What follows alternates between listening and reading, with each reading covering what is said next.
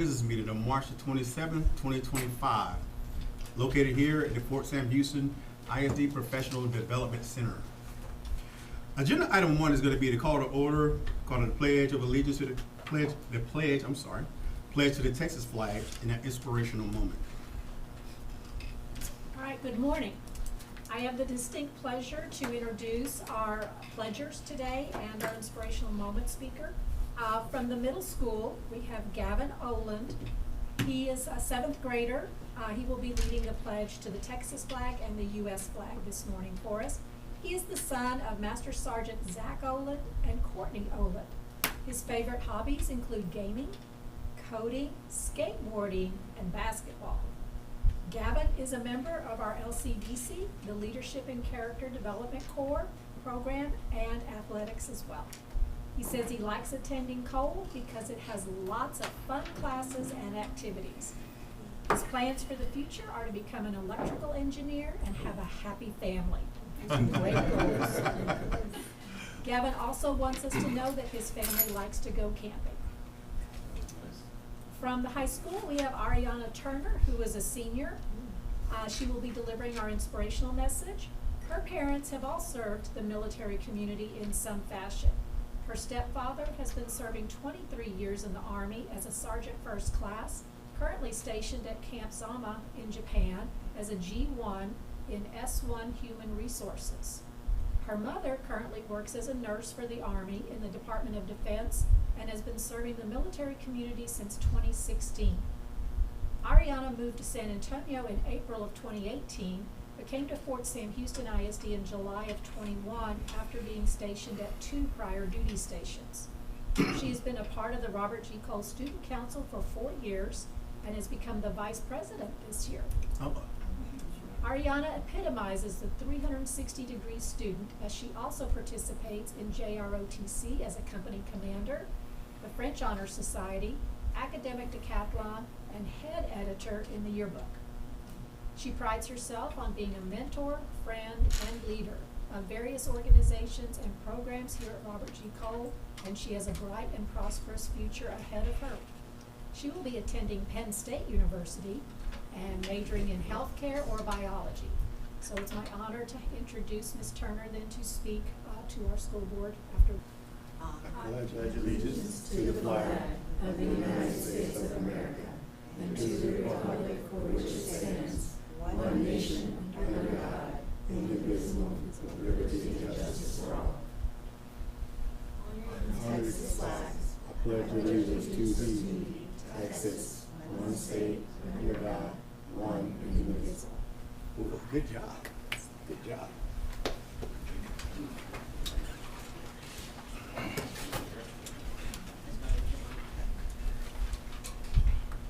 Good morning. Good morning. Our student council's motto is empower, represent, and serve. Throughout my high school career, I have tied and embodied these principles into everything that I do. I joined student council when I arrived to Cole my freshman year, unsure what to expect. At the time, I was shy and would volunteer my time picking up recycling with Stuco officers, hoping to be that involved in love with the program. I learned the following year that student council plans homecoming. I knew from that moment that it was my time to shine and see what I could do to make homecoming amazing. Anywhere I was needed, I was there to help the officers or to make sure everything was set up right. So when the time came for me to apply for an officer position, I knew that I wanted to make something that lasts forever. I didn't just want the title of vice president, I wanted people to know that I was helping in some form or way for the student body, and it was going to be amazing. Not only in student council do we pick the theme for homecoming and set up for the event of the dance, we also coordinate the crowning of the year's homecoming court and Spirit Week. Homecoming Spirit Week is an opportunity for students and teachers to show their school spirit for their love of the whole community. When school spirit is high, people want to make memories and participate in those activities, which is why we pride ourselves in creating an environment for school spirit for both students and teachers. The next thing that Student Council is very proud of is our participation in Teacher Appreciation Week. We enjoy putting together thoughtful and intricate gifts and treats for our teachers and pouring into their education. Our school's theme for this year is Live Your Legacy. This theme couldn't have been more perfect to describe what I have worked so hard to create for the Student Council this year. I have restarted the prom closet and then have restocked with dresses of all sizes and styles so those without a dress for the school events will not be unable to participate or feel alone. For our homecoming week, I made sure that we had exciting dress-up days, but also had hallway decoration contests for each grade level. I made sure that the senior hallway fit the theme of living your legacy beautifully by having pictures from the old Cole High School yearbooks, and we won. When Christmas came around, I always made sure to have a spirit week set up full of fun gift cards, karaoke, and activities for everyone to enjoy. Living your legacy does not have to be defined by awards, medals, or mentions. It can mean stepping out of your comfort zone and showing that it's fun to have spirit and be proud of what you leave behind. The leadership I've grown into through student council has given me the confidence to pursue my dreams and goals at university. Creating new Cole traditions has allowed me to be a part of a legacy of excellence. I am grateful to be at Robert G. Cole High School Student Council for allowing me to develop my leadership skills and confidence in myself. I know that I can take on anything because I will spend the rest of my days living out our motto to empower, represent, and serve.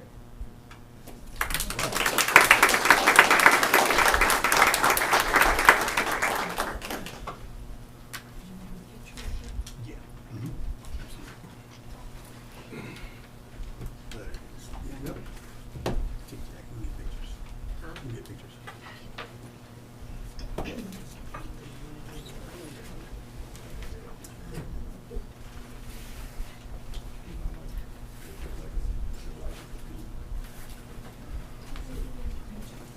I got the text.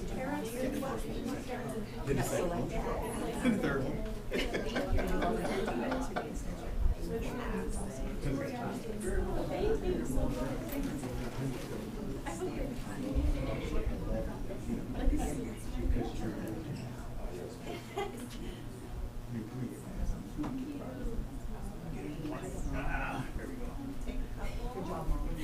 Everyone ready? All right, here we go.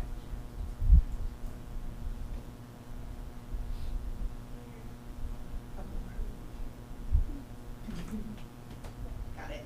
Thank you so Oh. much. Parents, thank you for sharing. Thank you for sharing your children with us. What a great job. Great job. Living your legacy.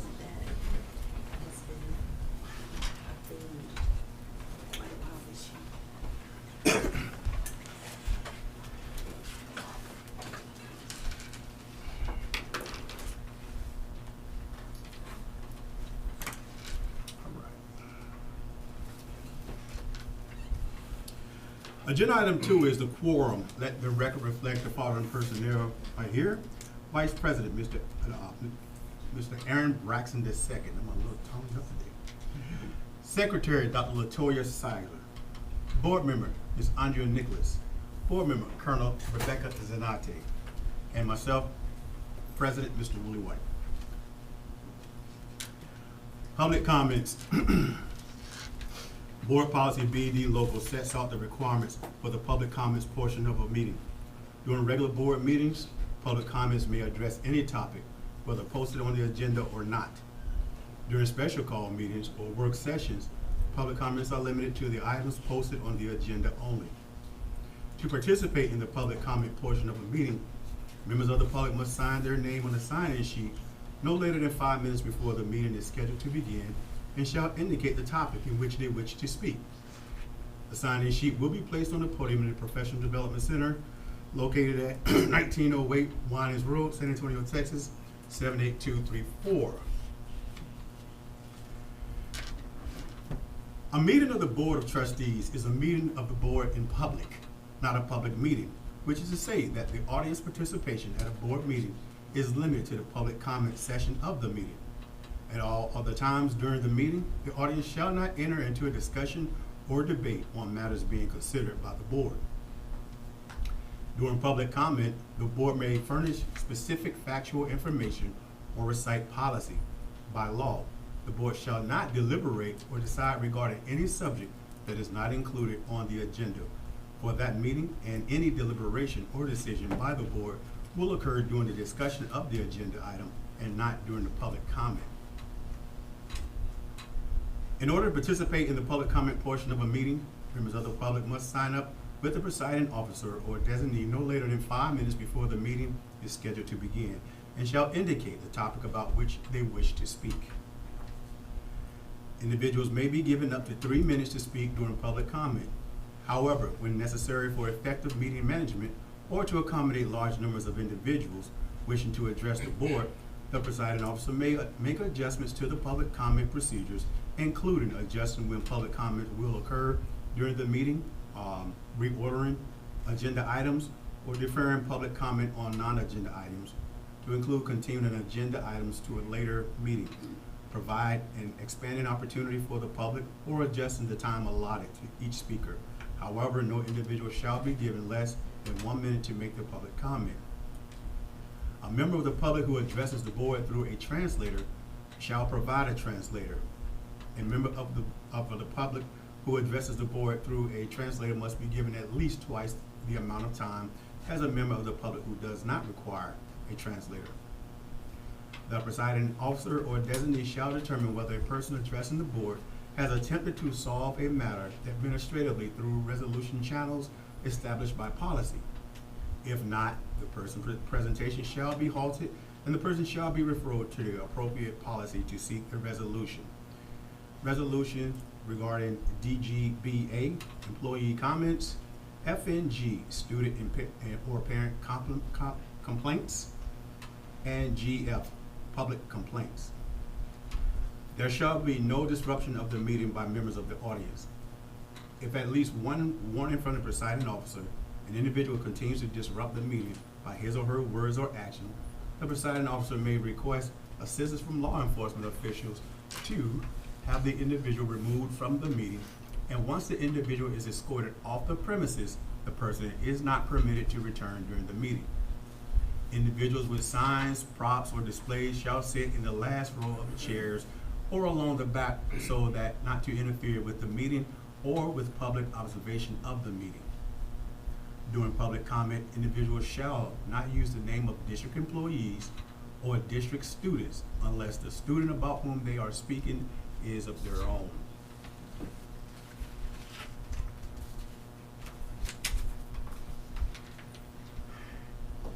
Do we have Miss Jennifer Cummings is here and Miss Potter? I can't pronounce your first name, I'm sorry. Manuela. Yes. Manuela Potter. Okay. At this time, Miss Cummings, you come on up, please.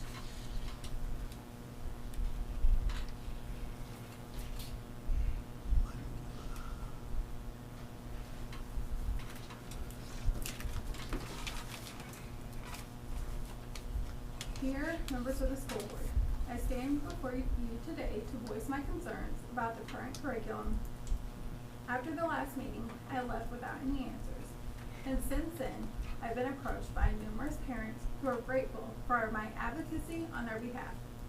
They too are seeking the same answers to the questions I have raised. It is deeply concerning to lack the witness of interest and disregard from those responsible for making the decisions about our children's education. In the spirit of transparency, I want to thank you for inviting me to a meeting to discuss my concerns. However, I couldn't in good conscience attend the meeting as many people have reached out to me eager to hear the answers. It is not fair that only one person received those answers when so many are interested. Several concerns brought me here today. How is a new curriculum being chosen to ensure it is appropriate for our school, which serves a military community with our families from diverse backgrounds and religions? Number 2, how much time have you spent talking with teachers to understand their needs and preferences? Number 3, what is the driving push for Bluebonnet? Is it truly based on educational value, or are financial incentives taking priority? As a parent, I'm not willing to compromise my child's education for the sake of money. It is frustrating that those sitting behind this table are making the decisions for the teachers who are doing the actual work and engaging with our students. I urge all parents to take a moment to take a more active role in their children's education. It is our responsibility to ensure our children receive the best possible education, And that starts with us being involved and holding the school board accountable. In closing, I urge you to consider what steps are you as a school board taking to guarantee a safe and secure process for raising concerns, one that eliminates any fear of retaliation. Have you thought about making something like an ICE complaint where people can make their comments or concerns anonymous? All right. Thank you, ma'am. Thank you. Ms. Potter?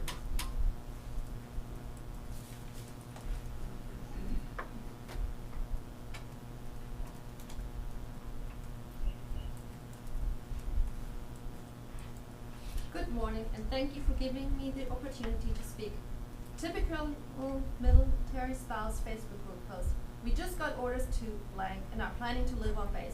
Are the schools good, or should we find a house or base in a better school district? This is how most journeys start when a military family gets the news about their next move. The military community becomes very small when it comes to how easily information gets shared. We talk. I'm speaking as a military spouse, a school volunteer, and most importantly, a mother. We have been here at Fort Sam Houston Elementary School for a little over 2 years. After 3 amazing years in a Judea school, a short 6 months at a close-by school district on another military base with an awful experience, we moved over to Fort Sam after hearing great things about Fort Sam Houston ISD.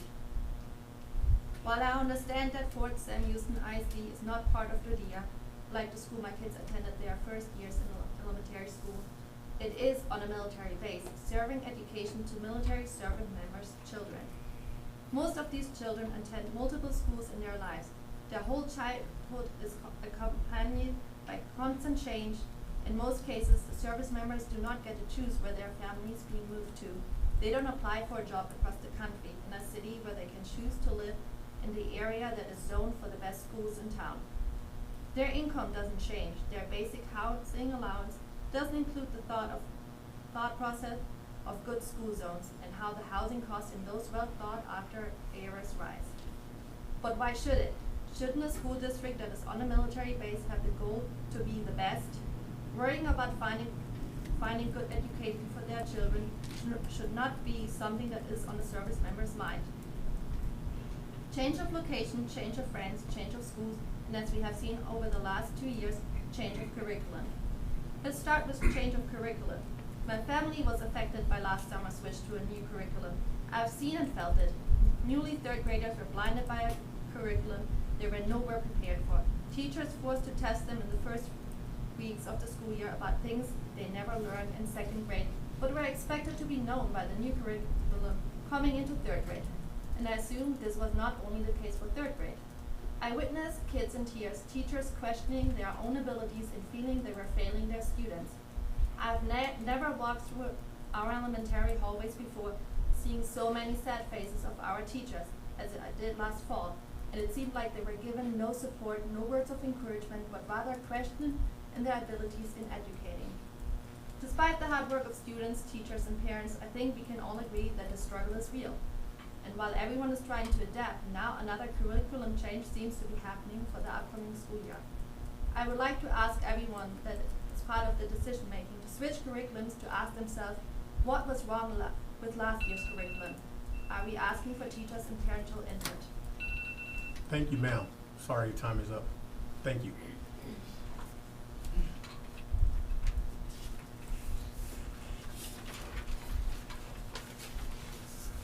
That concludes our public comments portion of the meeting.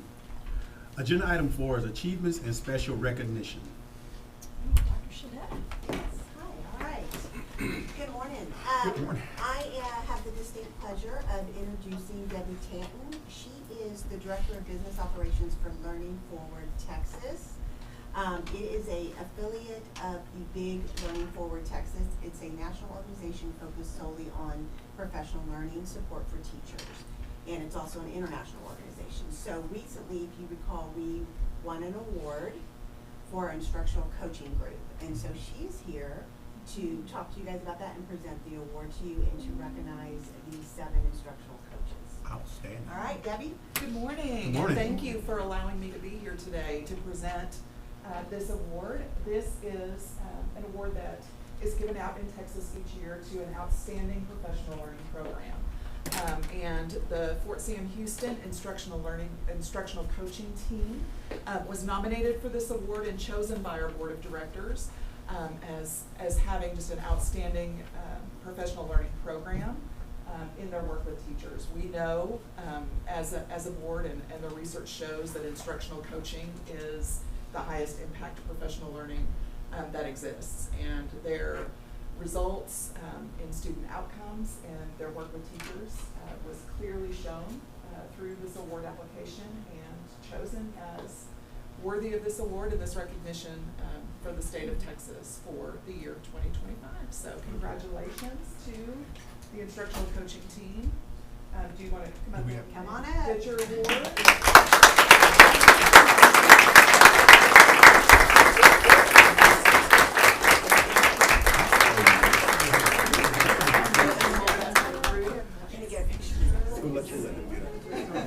We'll let them get one and we'll get one. Congratulations on your great work. Thank you.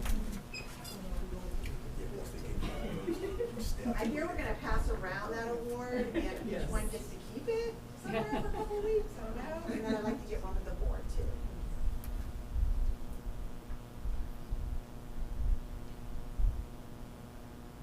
Board members? Board.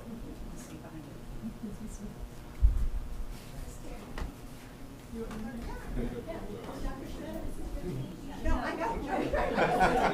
I just want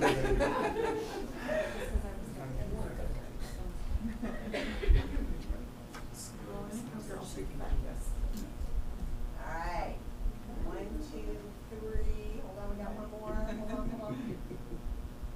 Got it? We good? Let's wait till you. 1, 2, 3. Teachers rock. 1, 2, 3.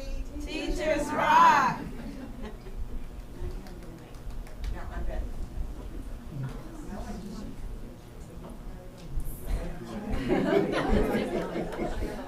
Need for a web page. We're just taking a good one for a web page. 1, 2, 3. All right, right here. 1, 2, 3.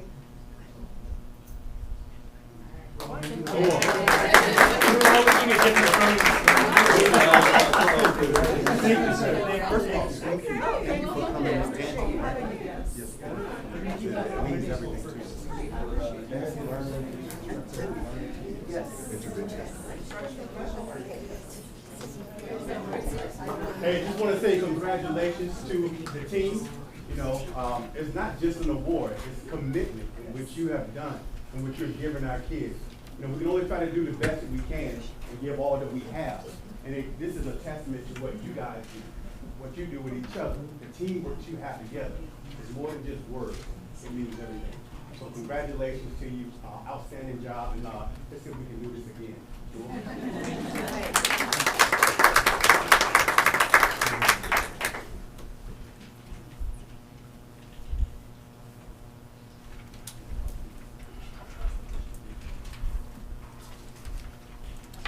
Agenda item 5 is the superintendent's report. Okay, teaching and learning, did we just have your report, or you had some additional? No, nothing additional. Okay, all right. Ms. Fisher? From our elementary school. Hi, good morning, everyone. Good morning. I'm gonna share the, events that we have coming up. So Friday, we have a, movie night that is gonna be sponsored by PTO. They've done an excellent job at building, community, events so that they can get together at no cost to the families. So they'll, provide, opportunities for the families to get together, have dinner, and then watch a movie. On April 3rd, we have a parent information meeting for ELAR curriculum. On April 4th, we have a pre-K picnic. It's their annual picnic right after they have their field trip.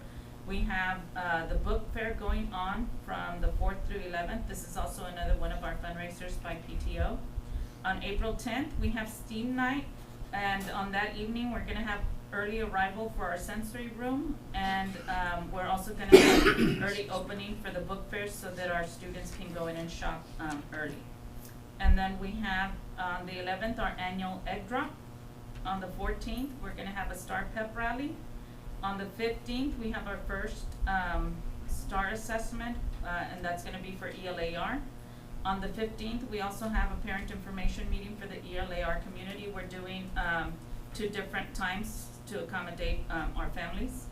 On the 17th, we're gonna have a kinder and first grade Easter egg hunt. On the 18th, as y'all are aware, we have no school. On the 22nd, we have our STAR science assessment. On the 23rd, we're gonna have King Antonio come over and visit in the afternoon. Oh, okay. On the 25th, we have our house color lunch. On April 29th, we have our last STAR assessment, which is for math. And then after that, we go into having a lot more events in May. So at the next board meeting, I'll give you that long list of events, because once STAR is over, our kids are ready to just have fun and let go of all that stress and Right. relax. So we have fun events planned for them. So, King Antonio, right? Yes, So we'd love to come over, the board, come over 2:10. He'll be there at 2:10 in the afternoon. at 2:10 in the afternoon at the elementary school out front. Yes. Got it. Y'all are welcome to attend. Yes, we'll be there. And the movie night, the time on that one more time? The movie night is at 6, right? Our doors open at 5:30, but the movie starts at 6. Thank you. And we get a full house, so. Ma'am, can you expound a little bit more on the parent meetings that you have set up for? So the parent meetings are gonna be, to share information about the ELAR curriculum that we're looking at. I know Dr. Shanetta's gonna share information today, and then we plan to share with our community. So that's been advertised, so parents can come and. They're gonna be After today. advertised, Okay. yes, Fair I'm enough. adding that we're gonna make a flyer to add to the newsletters, and then I also parent square it, and we'll send it home to our families, I yes. appreciate that, thank you. Absolutely. Thank you. Yeah. Any other questions? No? Thank you, All right. ma'am. Thank you. Dr. Cerna?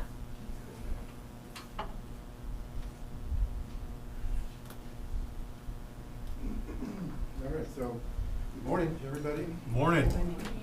Before I get into this, I do want to congratulate the teaching and learning team. So, Dr. Shanetta, I want to add, along with the award, you don't see the work they do, but they really do hold us up, which leads to what I can announce next. Is when we have these accolades, it's because that's a huge part of our work that's being taken care of by this instructional coaching team. It allows other areas of the school to do well, because now we can divide time equally versus putting it in one area. So they do hold us up. So anytime we do well, it's a big thanks to our instructional coaching team and our teaching and learning. So Dr. Shanetta and Mrs. Fuller, I want to thank you all for all the hard work. Ooh. All right, March 1st here at Cole. Cole was invited to the San Antonio Mayor's Cyber Cup Challenge and Career Fair here at Techport San Antonio. We went out there because we had 2 teams do well. They placed. So we had Team John, which is in the open division, placed second. We have Nicholas Eldred here, who's part of Team John. If there are any questions, because he can explain exactly what's going on, what's cyber in it, over my head. But Nicholas Eldred is part of Team John that placed second. We also had the top all-girls team at the event. Hack Street Girls, I mentioned them before. And this is one of their trophies. Oh. And a certificate. When you go to this event, it's a beautiful venue, the Techport, and they host a lunch for the students, and a lot of the sponsors are there, so it's a really good opportunity to network. You also see where the bar is set.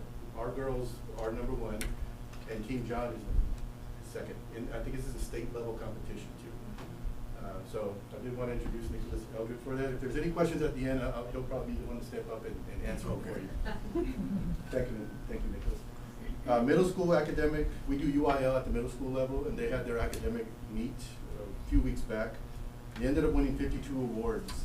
7 first place, second place, 14 third place, but 52 awards out of that meet came to Robert G. Cole. That was at Hill Country Prep, which is one of the schools in our district.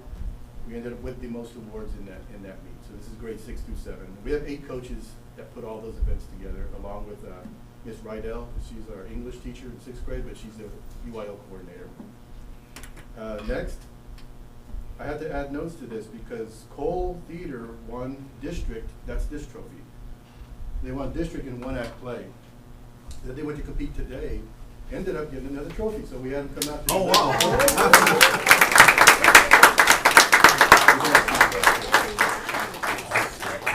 Which is why you see the trophy and the medal. So they end up advancing from district to by district. Now they're advancing to area, and then it carries on from there. But that happened just minutes ago, and I said, well, let's bring that trophy in.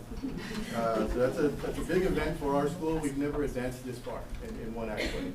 And I wanted to bring them out because the next announcement has to do with our theater program as well. We have an International Thespian Honor Society, and they were able to, probably starting in February, maybe even earlier, they got in contact with Mayor Nuremberg and asked about making March Theater in Our Schools Month. So the team of students you see up here went out, and they actually got a proclamation from the mayor. Oh, wow. And that's here. And I brought it out because it's beautiful, but it's up here to take a look at. And I brought them out too because I don't have the answers. I give you wrong and right answers. I'd rather you get the right ones. But it's a proclamation, and they took a picture right in front of City Hall because it's big when you begin to advocate for yourself and your program. So I do want to congratulate our theater students for that. Next, we do have high school UIL competing this week. 10 of our CTE, Career Technical Education students, are competing at the state level in Corpus this week as well. It's called Skills USA competition, so they're out there this week. Band, Winter Guard, and Choir are competing as well, and hopefully they advance. So a lot is happening in spring. Our junior-senior prom is April 5th too, and that's a big event. That's coming pretty soon. That'll be at Aggie Park here in San Antonio. But a ton of stuff going on here at the school. One thing I did want to hand out to you is we also have the second place winner in the Battle of Flowers art contest. Oh. You'll remember the name, Alexa Villanueva. She tends to win a lot. She ended up winning some cash in pocket. Yes. She won money in her pocket. She won money for the school. How much? That design. It ends up being like $1,500 for the school. Oh, I think wow. she gets $500 in her pocket. Or maybe 300, and then the teacher gets some type of incentive too. So we have an outstanding art teacher, Barajas, but we also have wonderful artists, and you'll see her workplaces, which is why I bring you a copy. It's a signed copy because I don't know where the students end up. Well, one day you may look back and say, I got mine. I know, right? That's all I have. If you have any questions, I'm going to probably kind of call on some of the students here to answer. So, thank you. So can we have Dr. Cerner, the young man speaking about, cyber, just Sure. give us a little quick overview? Okay. Just a quick overview. So the competition itself is called Cyber Patriots. It's hosted by AFA, the Air Force affiliates. It's primarily to get kids into cybersecurity. So kind of how our competitions look is, imagine your computer, we take a screenshot of every single thing on that computer, right? So it's a complete snapshot in time that all gets compressed down into one file and then opened up onto a different computer that we can access and play around. That way they can freeze frame something that has an issue, and then we can go in there and we solve all these issues, make this computer actually defend it. We add firewalls, we scan for malware, viruses, all that type of stuff. There's multiple rounds of this. So round 1, 2 are kind of like the intro, right? And it's different platforms as well. We use Windows, like what you guys probably use. We use Ubuntu, which is essentially a very, what is called the hacker's terminal, because it's a lot more user input. You don't really have apps, you have to use commands for everything. And then Windows Server, which is essentially a copy and paste template for a workplace. It's similar to what we have here for like GoGuardian stuff. That's what Windows Server would be. And then also the, I can't remember, the Netacad challenge, which is essentially more hardware, where you're trying to connect the Wi-Fi, trying to make sure everything works properly. So there's multiple different rounds that we have. We have round 1 and 2 are our intro rounds, kind of get you into the feel of it, nothing too advanced yet, just setting up stuff. Your state round. That's what you would be at. Is it plugged up? Yes, it is plugged up. I'm good. Your state round is going to be competing at a little bit of a higher level, but that is put into categories based on how you compete in the round 1 and 2 category. So you can be put in platinum, gold, silver, So that basically determines how you advance into semifinals round. They add up your score for state round and round 1 and 2. And if you are within the top, I believe, it depends on your ranking if you're platinum, gold, or silver. But for our teams this year, we were both ranked gold. We were in the top 25% of teams in the state. So we advanced to semifinals. John is actually the team that got second place at the state round. We got 5th in the semifinals round for open division. Divisions are based off of if you're a JRTC, an all-girls team, or open, which is a mix. So the all-girls team, Hack Street Girls, they went to semifinals as well, and I believe they were either first or second in the nation for Air Force teams. So the SA Mayor's Cup is essentially a luncheon where if you're invited once, you get to always go back. Yeah, it's a good networking opportunity for cybersecurity students.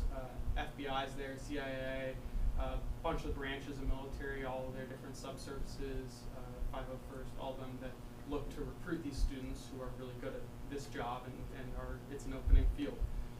So we were invited again, as we've been invited every year. This year we got an award for the top all-girls, all-service team in the state. Because San Antonio Mayor Cup is just for Texas. And that comes with a hefty check. I believe it was, I think it was $1,500 for the team to split amongst each other. And its team of, the girls is 5 people. Outstanding. Any questions? What a great overview. A little bit over my head, but a great overview. I just find it's, I mean, and he speaks so well, right? I'm just saying, not only cybersecurity, a hacker, right? You know? So I believe Team John was second. The first place, I think, was out of Johnson High School. Oh. We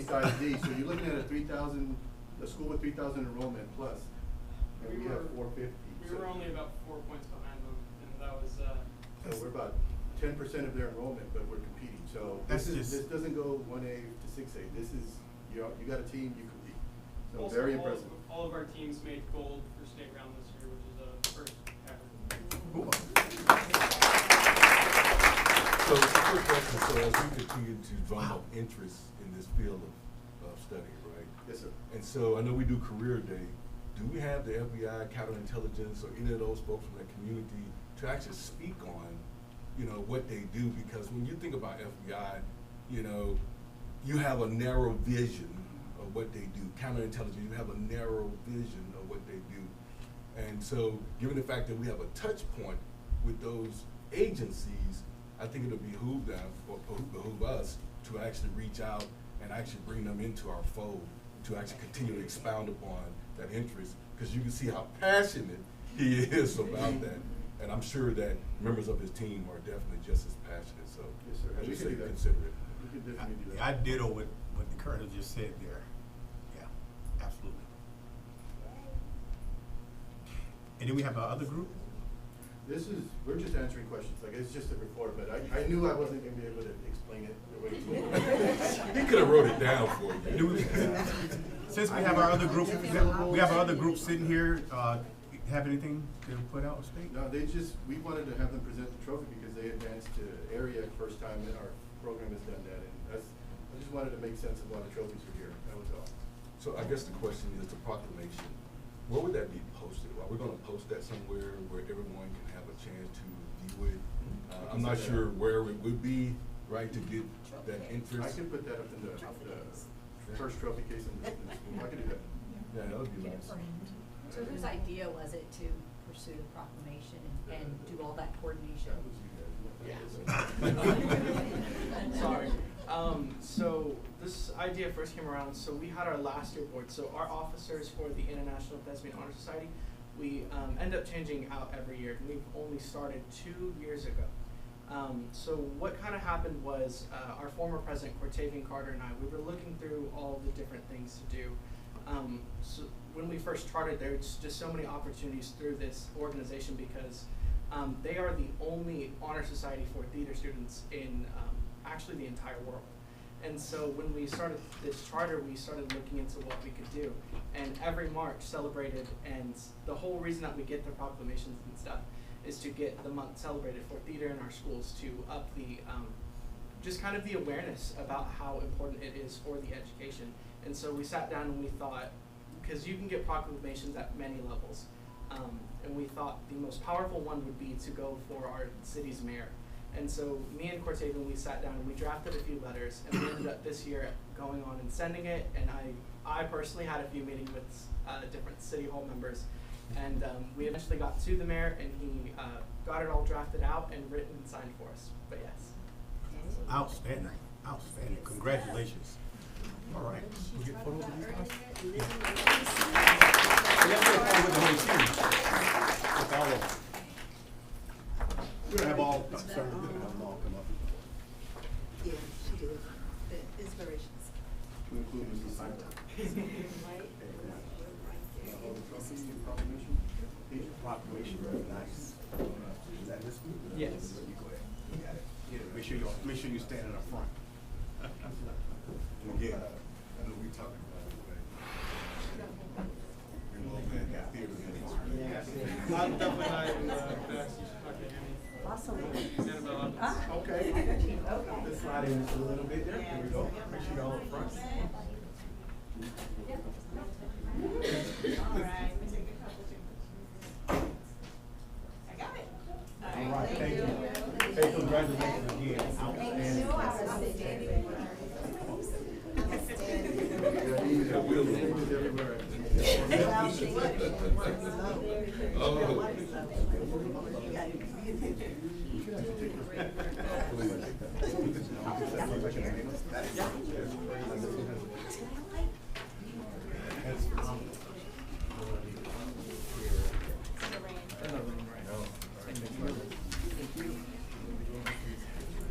Yeah, I can see.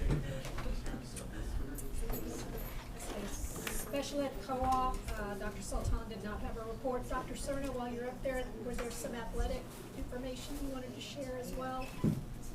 Yes, ma'am. Athletics has to do with it's actually a lot of cancellations because of the weather. We had boys and girls soccer compete at they had a excellent first season as a UIL team. So they got from UIL competition at 4A level into the playoffs, and both girls ended their season at round 1, boys advanced to round 2. They ended their season this past week, but both teams made it to the playoffs for the first time ever. That's awesome. Really good run. We also had district golf is going on along with track and tennis. We had some meets this week canceled due to weather. Some of that was at middle school, but also high school got affected with that as well. And then big announcement, we have Logan Beckstrom and Aaron Braxton, 2 of our seniors on the basketball team, were selected to play in the S3 ABS All-Star Game on April 13th. We'll blast that information out to all parents. If you're interested in attending that game, you'll see that we have 2 Cole Cougars playing on that All-Star team. When is that? What date? April 13th. 13th. I don't have specifics, but I'll blast it out and I'll make sure that I send it to you all as well. Outstanding. Good job. Congratulations to those 2. Thank you. Thank you, Dr. Cerna. Happy days. Yes, ma'am. I said, thank you, Dr. Cerna. Oh, sorry. That's all right. For finance and operations, we're continuing to work with our attorney, architect, and contractor to finalize the contracts for our upcoming construction projects, and they should be finished within the next 2 weeks, and we'll start programming meetings in mid-April. We're starting to prepare for the fiscal year 26. So we've opened the budget module, but more importantly, we're monitoring legislative actions to see what happens regarding school finance. Technology? No. Nothing. So that concludes the superintendent's report. Good. Thank you, ma'am. All right. Agenda item number 6 is the minutes for the regular business meeting of February 20th, 2025. Any comments, board members? Hearing none. Is there a motion for this agenda item?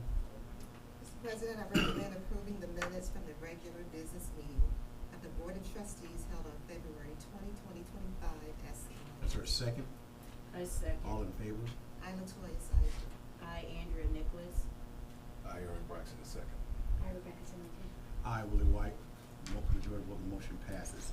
Agenda item 7 is the financial report for February 2025. And there's nothing unusual in the report. Do you have any questions? Any questions, board members? Hearing none, is there a motion for this agenda item? Mr. President, I recommend approving the financial report for February 2025 as submitted. Is there a second? I second. All in favor? I, Aaron Braxton, second. I, Latoya Sizer. I, Andrea Nicholas. Aye, Willie White. The motion passes. Agenda item 8 is the quarterly investment report for the period of 12/01/24 to 2/28/25. Nothing Again, unusual. It's the standard quarterly report that you see. any concerns, questions? Hearing none, is there a motion for this agenda item? Mr. President, I recommend approving the quarterly investment report for the period 12/1/2024 to 2/28/2025 as submitted. Is there a second? I second. All in favor? I, Latoya Sizer. I, Andrea Nicholas. I, Aaron Braxton, the second. Aye, Willie White. Majority vote, the motion passes. Agenda item 9 is the Texas Education Agency, TEA, the 2024-2025 Fort Sam Houston ISD Spring Interim Assessment Data Report. There is no action needed for this agenda item. Hello again. Ms. Lori Fuller, our coordinator for teacher learning.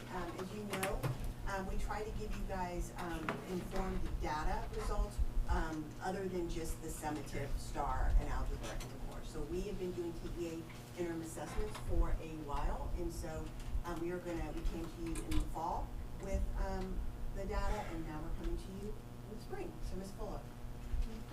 Good afternoon. Good afternoon. Thank you.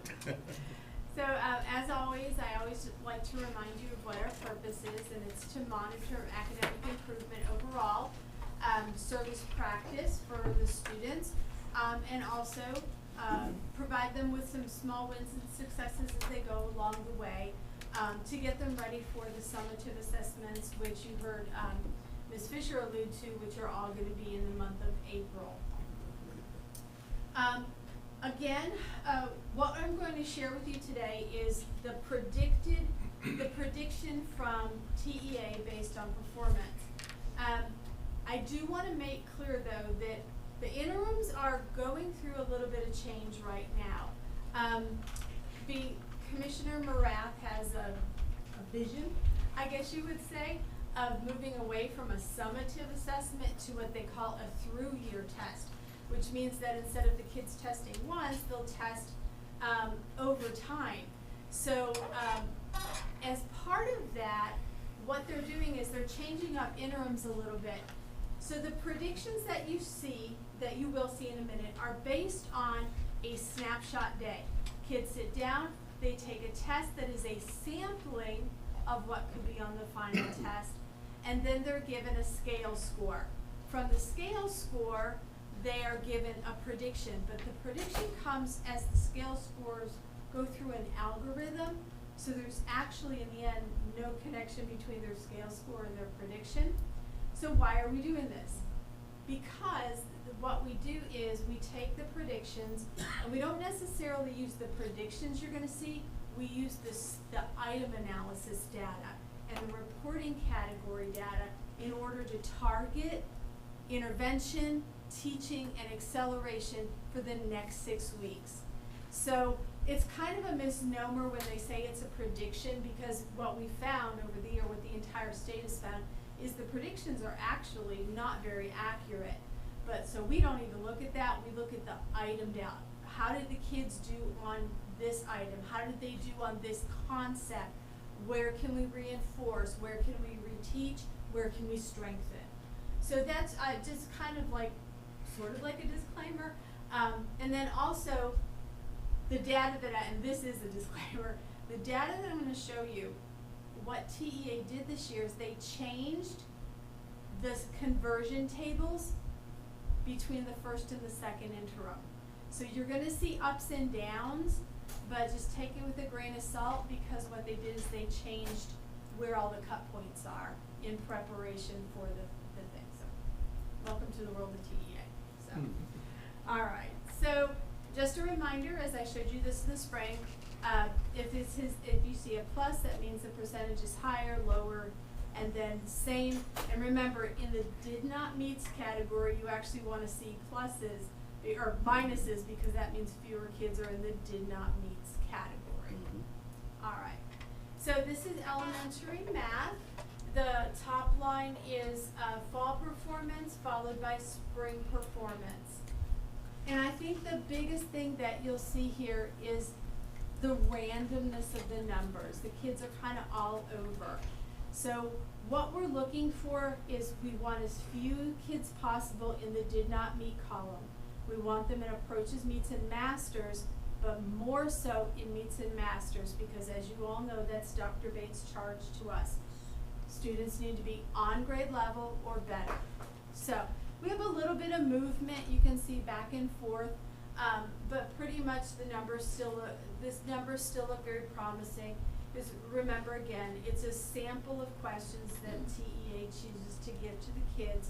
But even like in third grade where you see the +7 and did not meet, teachers go in, they dig into the data, and they find out, well, how do we fix that? What do we need to fix? Do we need to fix? And they work on that. And generally there's at least 6 weeks of instruction between this test and when they take their summative. And remember, the TEA interim assessments are really for teachers' toolbox. They are formative in nature. They go over things that they have not taught yet, which is good information for teachers to see, because when you get to it, if you say, oh my gosh, this whole class already gets this, right? Then you adjust your pacing, right? And so it gives really good information to teachers to use to drive their instruction. And that's the purpose of this TEA interim assessment. So as you're looking at the assessment, are these new teachers, seasoned teachers? They're all, I'm just saying, when you see numbers decrease or increase, right, are you targeting, are these new teachers, now we have to do more of assessment or interventions? Our award-winning instructional coaching team, that's what they're what they do is they help the teachers drill down into their actual classrooms. And so, because what you're seeing is the whole district, like all six classrooms of third grade. So what they have to do is they have to go in and look at what's going on with this kid, with that kid, with this group of kids. So that's what it does, is it helps us to target instruction. So when we look at masters for spring 2025, and we have a -10, what would be an example why you think that may occur? I think most of it is because, as Dr. Shanetta just said, the questions are a sampling, so it may be that they did not teach the concept yet, because they test as if it was comprehensive. It may be that, or it may be they found a concept that they need to go back and revisit. Those would be the two big reasons. Okay. And sometimes it's just simply not necessarily the concept, it's how it was asked. Maybe the kids need more practice in that type of question. Those are the kinds of things that they face. This is our beginning of our middle school math. So again, no, kind of random, up in some, down in others.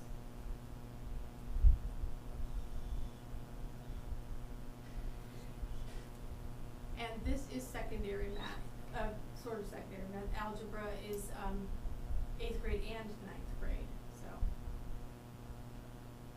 So and these are very, I mean, I don't have the state in the fall when I show you the state comparisons, you can see that we generally outperform not generally, we outperform the state in almost everything, but in interims we are about the same. When I looked at the not the state results, the regional results, we're on par with just about everybody in the region. Next we have reading comprehension. Reading is our stronger of the two subjects, so the numbers are a little bit higher. You see again some movement back and forth. And if you see like a big change like you see in 4th grade, 4th grade gets a lot of new concepts as well. 3rd grade, they struggle because it's the first time they're ever tested summatively like that. 4th grade is a lot of new concepts, so that's two reasons that you might see a change.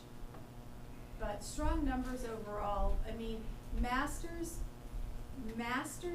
degree, or master's predictions in especially above 50%, like the third grade and the fifth grade, that is excellent considering we have 6 to 8 weeks of instruction left to the test, and then after that there's 6 more weeks of instruction. So those kids are sitting pretty right now. This is secondary, 6th, 7th, and 8th grade. A little bit more stability here. There's a lot of learning that goes on in elementary reading, a lot of learning. And here they have a little bit more experience. And then our outstanding, our English 1 and 2, I mean, again, generally the highest in the state, not even an exaggeration. They're almost always the highest in the state. Yeah, we generally have fewer than 10% don't pass on the summative, and I mean, usually it's like 7 or 8% of the kids don't pass. And a lot of times those are kids who have other learning difficulties, so. As Dr. Bates wanted this year, we're gonna target special education. So these are the same scores, but this is special education students in specifically. And I do just wanna remind you that even though our population is quite high in each individual grade band, we're only talking about between, I don't know, anywhere between 1 to 20 kids.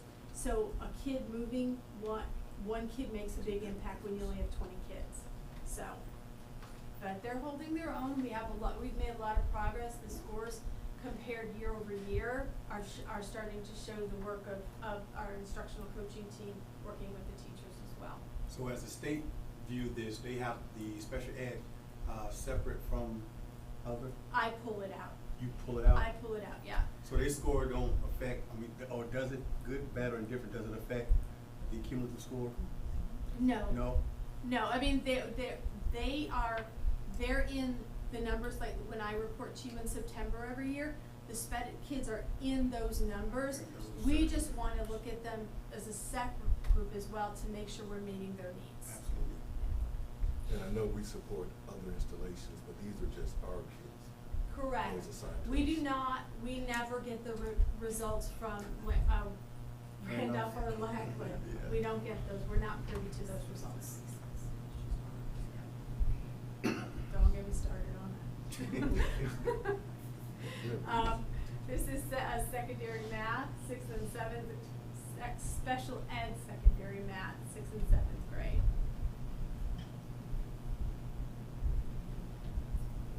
And 8th grade and algebra.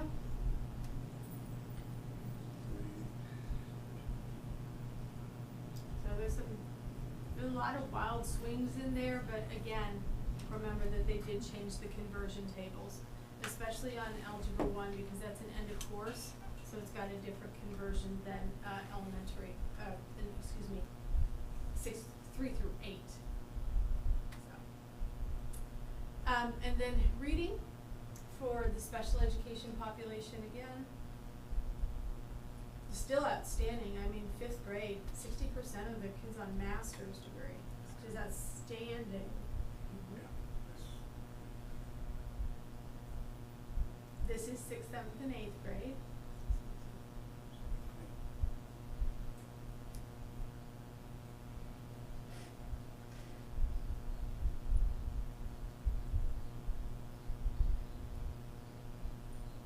And English 1 and 2, which kind of speaks for itself. English 2 masters. I mean, that's outstanding. I mean, I can't even, that's great. Very proud of the work that they've done. And, Ms. Fisher, so there you go. You wanna talk about what your teachers and your coaches do with their results? So, once the results come in, our coaches, start getting together, they look at the item analysis of the scores to be able to target the specific standards that are weakest and to implement and to support our teachers on how we're gonna make sure that our kids are caught up or, at a meets and masters. So one of the first things is rostering those students based on the growth measure to analyze and spiral review that small group instruction and focus on our standard, focus on targeted standards.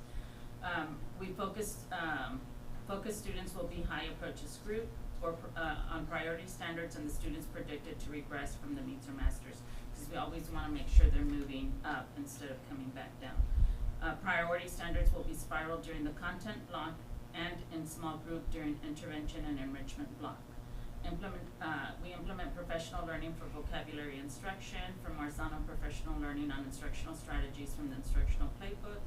I meet weekly with administration and with our coaches to review progress and challenges to address student success. The administrative team is meeting one-to-one with teachers for goal-setting conferences based on the data.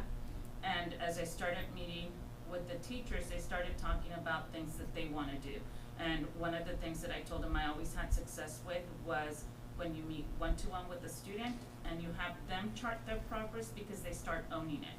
So students are now self-monitoring and charting their data progression, with weekly updates going to parents on their missions, teacher-created missions for their kids, and she will go through, and as she shared all this with me, where she's giving the kids always get verbal praise for the growth that they're making. It might be 1 point or 2, it might be 62 points growth, but she's giving them that praise, and then with the parents she'll let them know they're either going to stay on this mission or I'm going to go ahead and move them to the next one, so that they're continuously getting some type of report and getting that growth, and it's really helping the kids.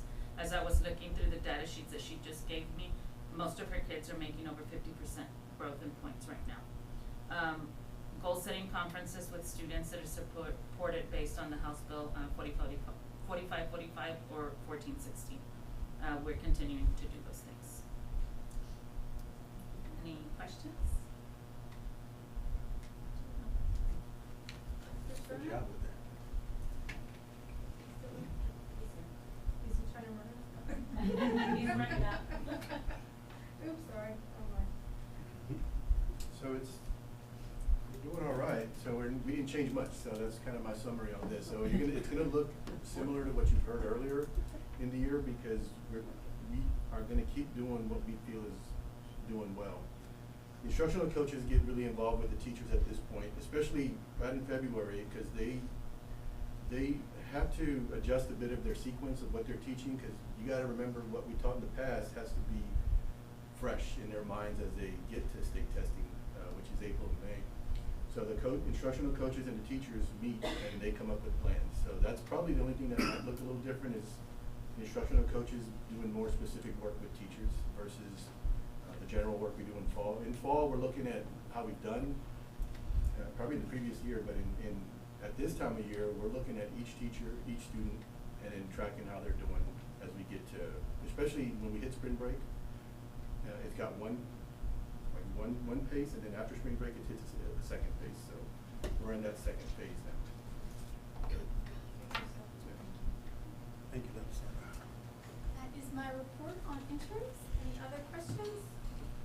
This is also an opportunity for our students to practice online, because you know the STAR assessment is all online for us. And so it's just another opportunity, so it serves different purposes, right?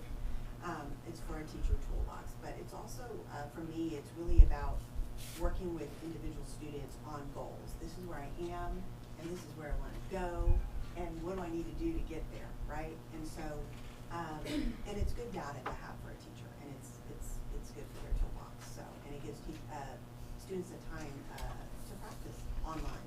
Because when they get to the real thing, if you haven't practiced it, it makes it difficult. So. One of the things I'm happy to see up here was about 2 years ago, we was looking at numbers and we was talking about demographics. How do we attack those demographics that were lower in the grade and score? How do we individually address them so that all kids can be risen up?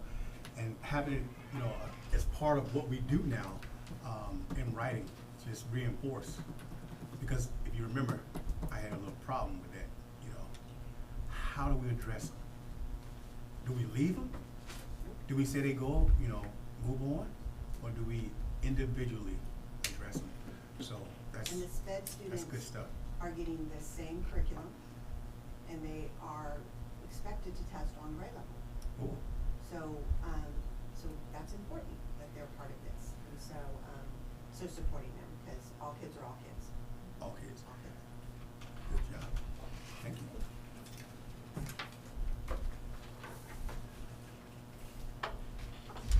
Thanks, Ms. Fuller. Agenda item 10 is the selection of district mathematical instruction curriculum for grades K-5.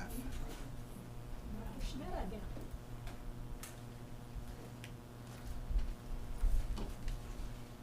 Good afternoon again. You will look at your, the agenda that you have in front of you. You're going to see 3 agenda items. This agenda item that we are talking about is selection of district mathematical instructional curriculum for grades K through 5. So we are coming to you to recommend adopting a new curricula for grades K through 5 as presented, and we have a slideshow for you to explain the why behind it and what it entails, okay? All right, go ahead. Okay. And also, as you know, one of the major roles for school boards is to approve curriculum, right? And so we came to you last year with approval for new math curriculum. And we knew that the data shows that we have larger gaps in math. Nationally, we do than reading, right? And COVID didn't help that, it widened it. And so when you look at math percentages, K through 5, 29 to 55% of our population are not on grade level. Okay, and then I'm going to talk to you about 6 through algebra on the next one. But the legislature recognizes this, and they came forward with House Bill 1605 in the 89th legislature. And what it did is raise the bar for education in Texas. And if you look at this slide, this is what House Bill 1605 is doing currently. And this year is the first year it was implemented. And if you recall, we got a TEA grant with a LASSO grant on math.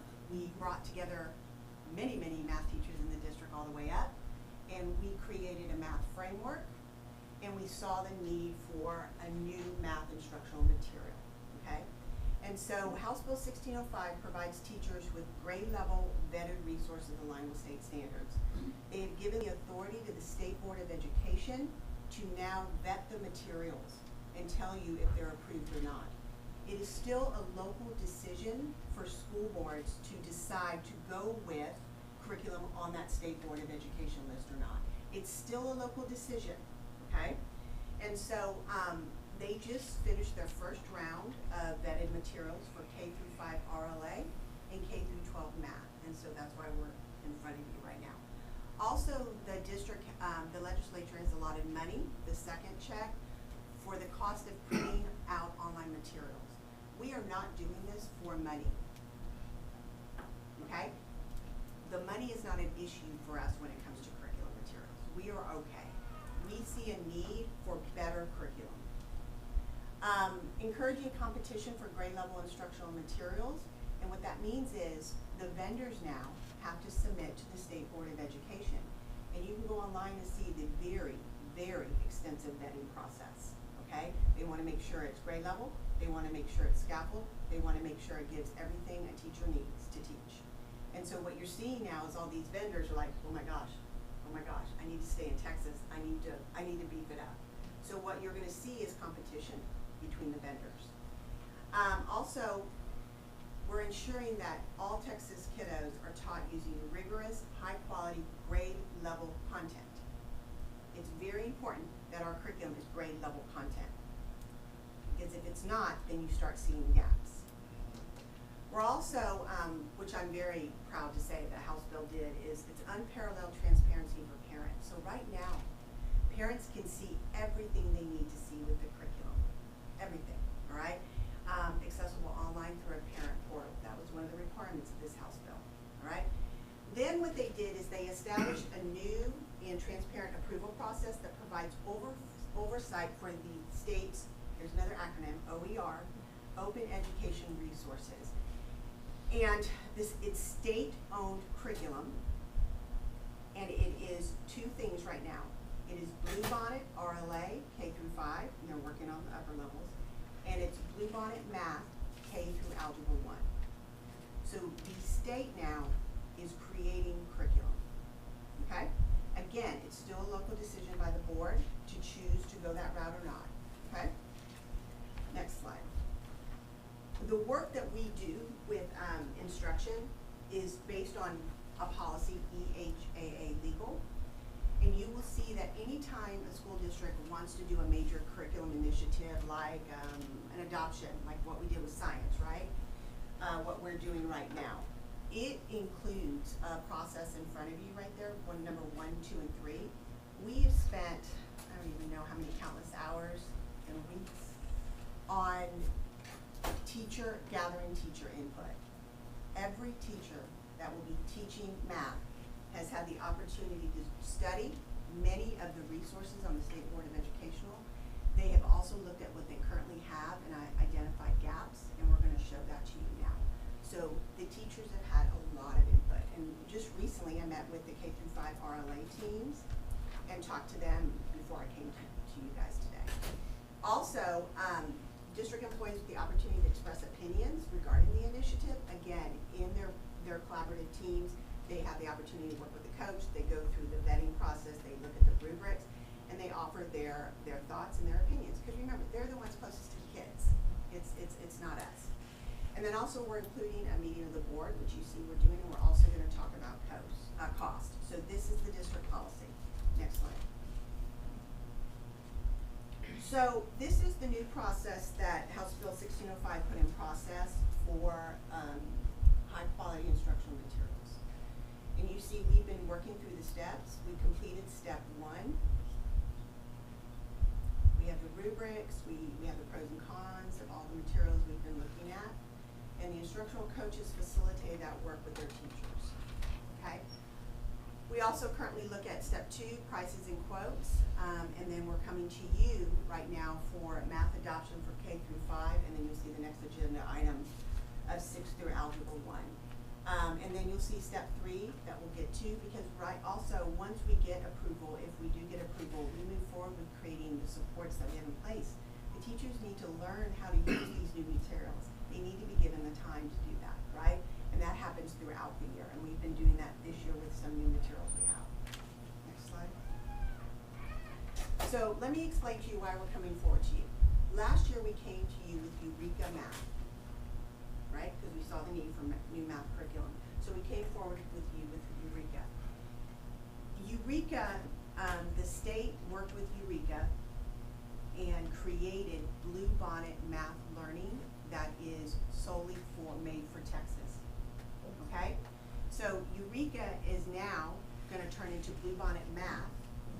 And Bluebonnet Math, the difference is about 10% when you look at all the units. And it's a good difference because it's made for us. And if you look at these bullets, this is from teacher input and feedback. It has a more structured, concept-focused approach. It is very strong in conceptual understanding. It's not where I sit here and multiply something, 10 problems, and I keep making mistakes. It's teaching you why you're multiplying.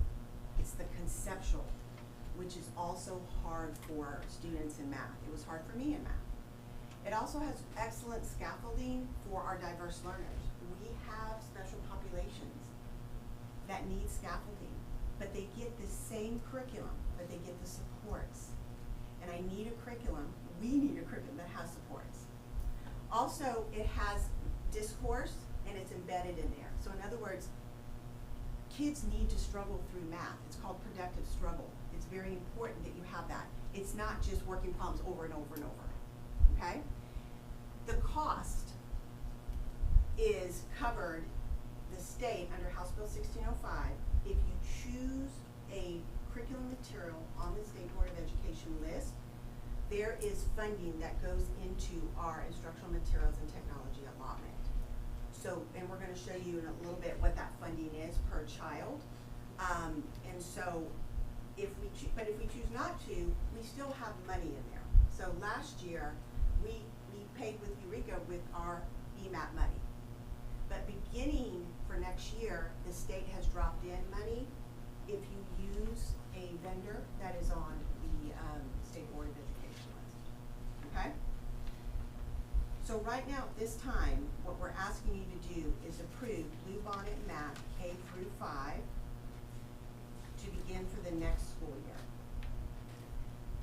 And that's what we're here to do for this agenda item. Do we have any questions? I have a question. Yes, sir. Reference to the Bluebonnet. So I know that is a concept-focused approach.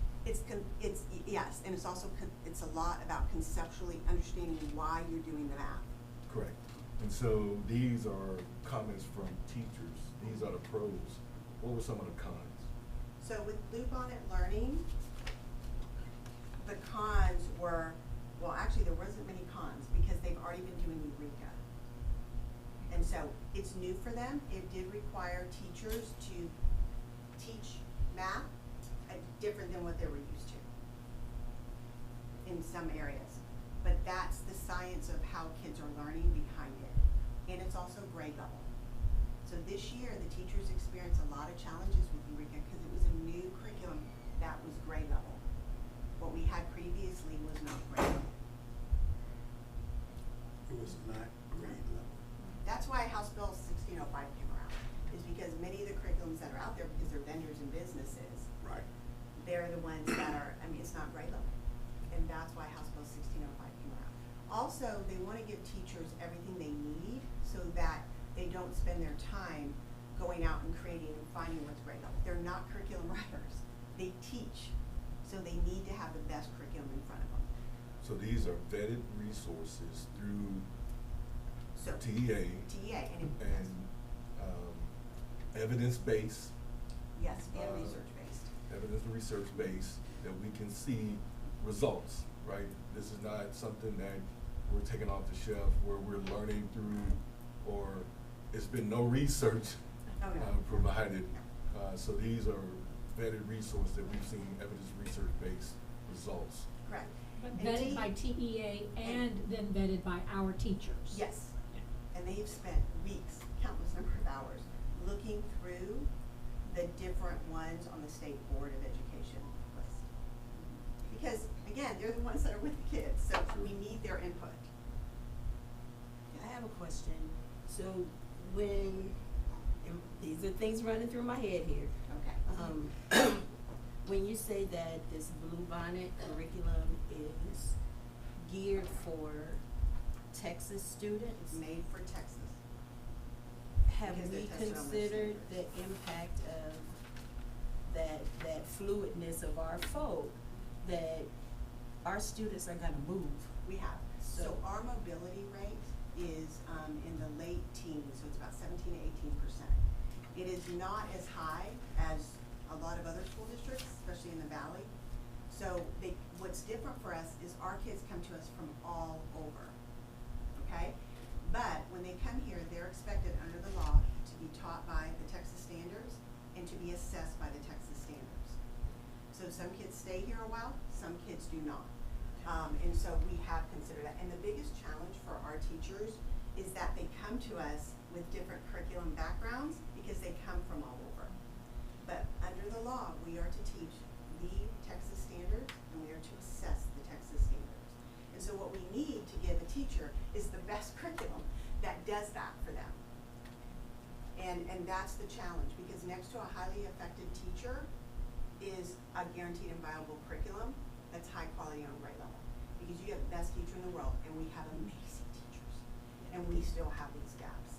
And people in my world will tell you the reason we have gaps nationwide and we can't seem to close them at an alarming rate is because of the lack of grade level, high quality curriculum. The state recognizes this, they are now in the curriculum business. And for me, that's good because we're a small school district and we don't have a curriculum department.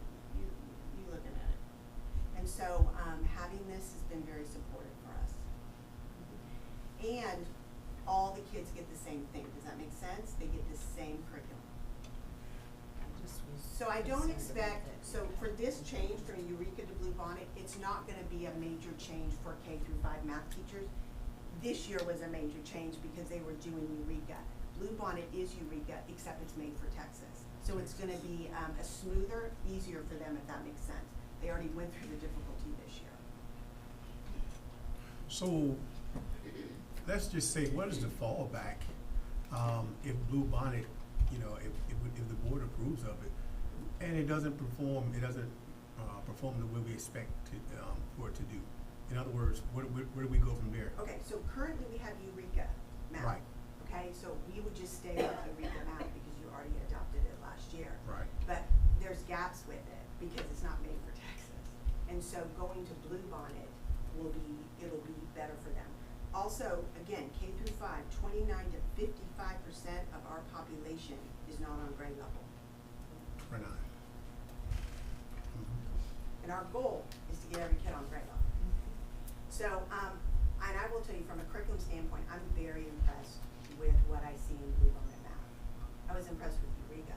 Eureka is the Rolls Royce of math curriculum nationwide. It started in New York.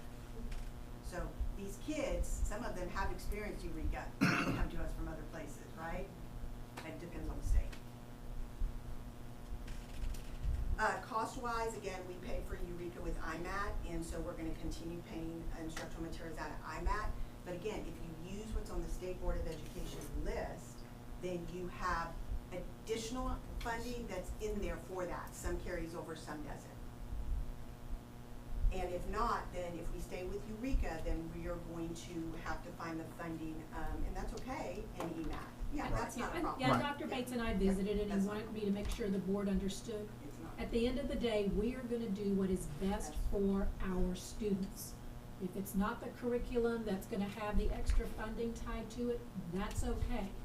We will go with what our teachers have vetted, with what our teachers, together with Dr. Schneid, have said, this is what is best for Fort Sam Houston ISD students. And if they leave us, we need to know that they know math. They shouldn't leave us with gaps in math. I can't control where they're going, but I can control when I have them. Also, we're going to show you later where you can access all of this, so you can go and look at it. Parents have access to all of this. Also, in Blue Bonnet Learning, there is tons of family resources. It goes over every unit. It's got more parent information than I've ever seen in a curriculum, which I think is a huge positive, because helping your kid in math at home sometimes is a challenge.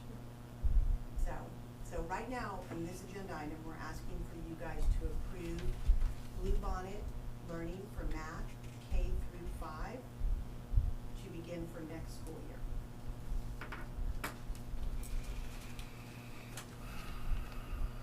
Any other comments, board members?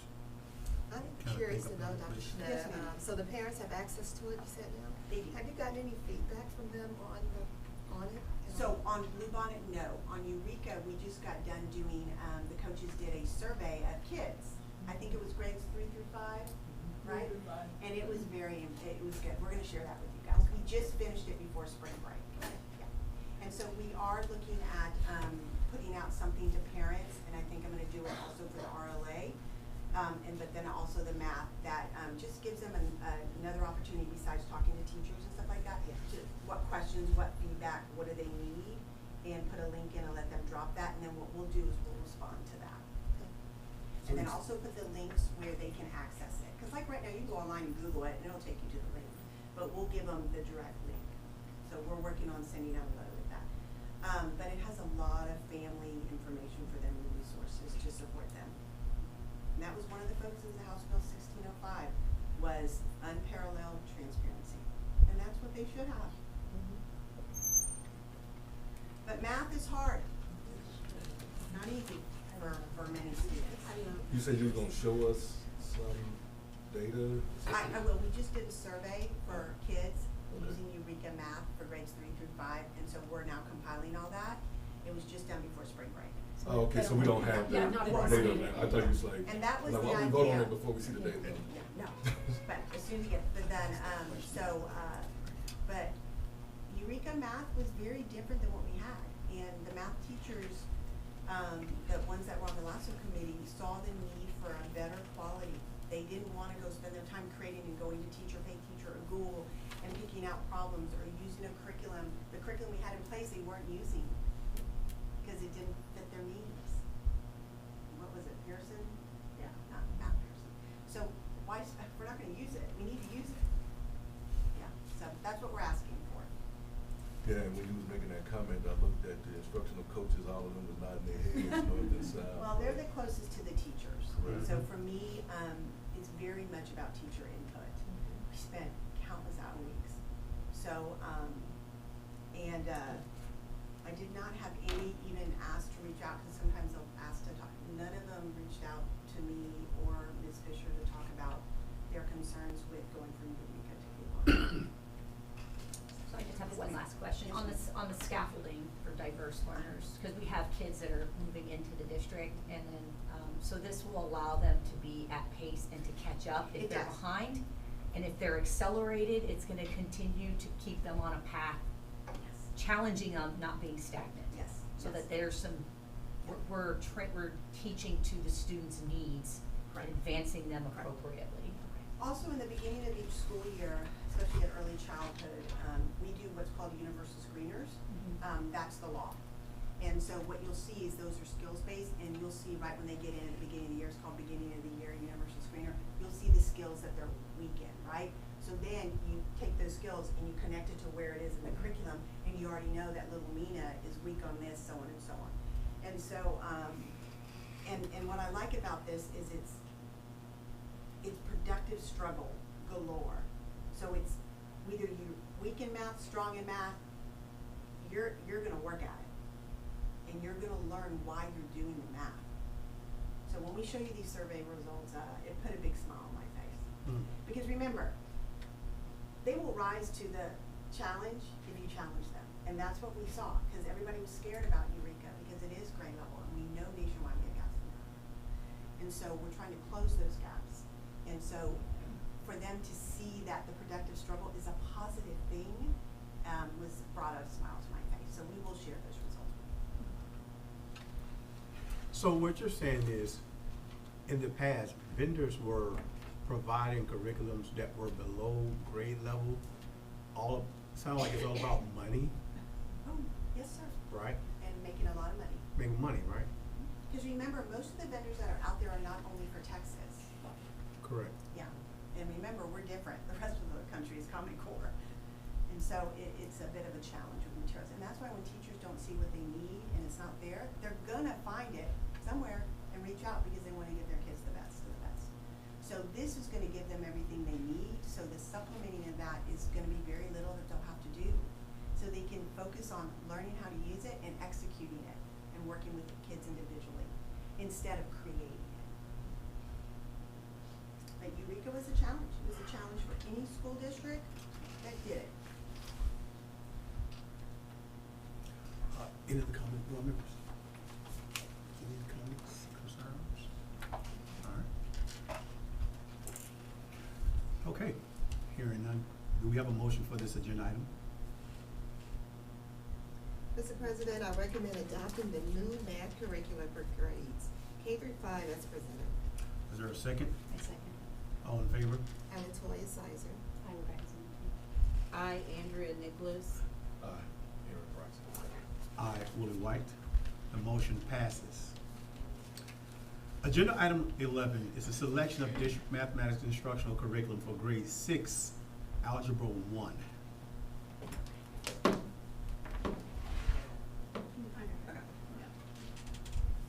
Alright, so Dr. Shinetta went over this already again, but we're under the same rules, so I just wanted to refresh your memory.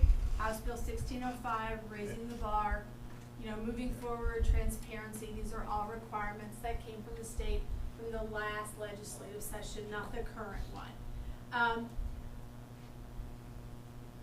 Again, we have a process in place which includes teacher input. District employees get to express their opinions, they vet the materials, and then we come to the board, which is where we are again. So same thing as last presentation. This is all the same again. The one thing I really wanted to point out in step 3, which is if you approve where we go, is that the last bullet says teachers are provided with year-long comprehensive professional learning to implement the curriculum. And that is true that is where we were last year. So we're just going to continue that with it. We have embedded PLC, we have embedded professional learning days, we have pre-service days, we have instructional coaches in PLC, we have walkthroughs, where we're constantly monitoring and encouraging as we go through to implement. Because when you're challenged with a new curriculum as a teacher, sometimes it can be difficult, so we want to make sure that we're there for them. So that's already embedded in our process. So for 6th grade through Algebra 1, they adopted Maneuvering the Middle last year. It was a math curriculum that was specially written for middle schoolers, and the middle school teachers fell in love with it, and so we adopted it. You approved the adoption, and so they started working through it, and what they found out was it was not a high quality instructional material. So on the left side there you see Maneuvering in the Middle. These are the what Colonel Braxton had asked earlier. These were the gaps they found in their curriculum. Heavy in teacher-led mathematical learning. Okay, well, what's wrong with that? Teacher's supposed to teach. If the kids are not doing the work, they're not learning. Whoever does the work learns. If the teacher's doing everything the teacher's learning, kids are not. Curriculum had a lot of student practice. That's a great thing, but it's strong in procedural and lax in conceptual. You may have been in school when they taught you how to do a butterfly in math, when you do with the fractions, and you learned how to like cross multiply. Most people, not me because I didn't go to school in Texas, but a lot of people just know how to do butterfly math and they go on. What this tells you is not just how to do it, but why you're doing it, so that if it gets presented to you in a different way, you understand what the reasoning is behind it, and that of course deepens understanding. So that's one of the strong points of one of the weak points of Maneuvering in the Middle. Student discourse is encouraged in class but not explicit. If kids don't talk about the math, they don't learn the math, and they need to talk to each other. And so what Maneuvering in the Middle was is they had some prompts, but they're not really part of the instruction. They're extra, they're enhancements. So our math instructional coach for the district, Ms. McIntyre, led them through looking at the various ones. And I believe they looked at least 3 different curricula, and they have landed on Agile Minds. And this is why they would like to. Maneuvering in the Middle is not on the State Board of Education approved list. So we were hoping, maybe, right, because they wanted to do Maneuvering in the Middle this year, and they used it with fidelity as it's intended, and they started seeing some gaps. But it's not on the State Board of Education approved list. And so every year they have a cycle that goes through that vendors can submit. So we just finished round 1. The next round is coming, and so they'll have a new list of approved at the end of next year for the following year. So Maneuvering the Middle currently is not on the State Board of Education list. And so we charged them with looking at what was on there. And so Ms. McIntyre and the math team looked at several things, and then I'll turn over to her. They've reached Agile Minds is what they're coming forward to recommend to you. So why did they go to Agile Minds? So what they wanted, I'm not going to read these all to you, just going to point out there's the difference in the very first one between the conceptual and the procedural. So much more conceptual.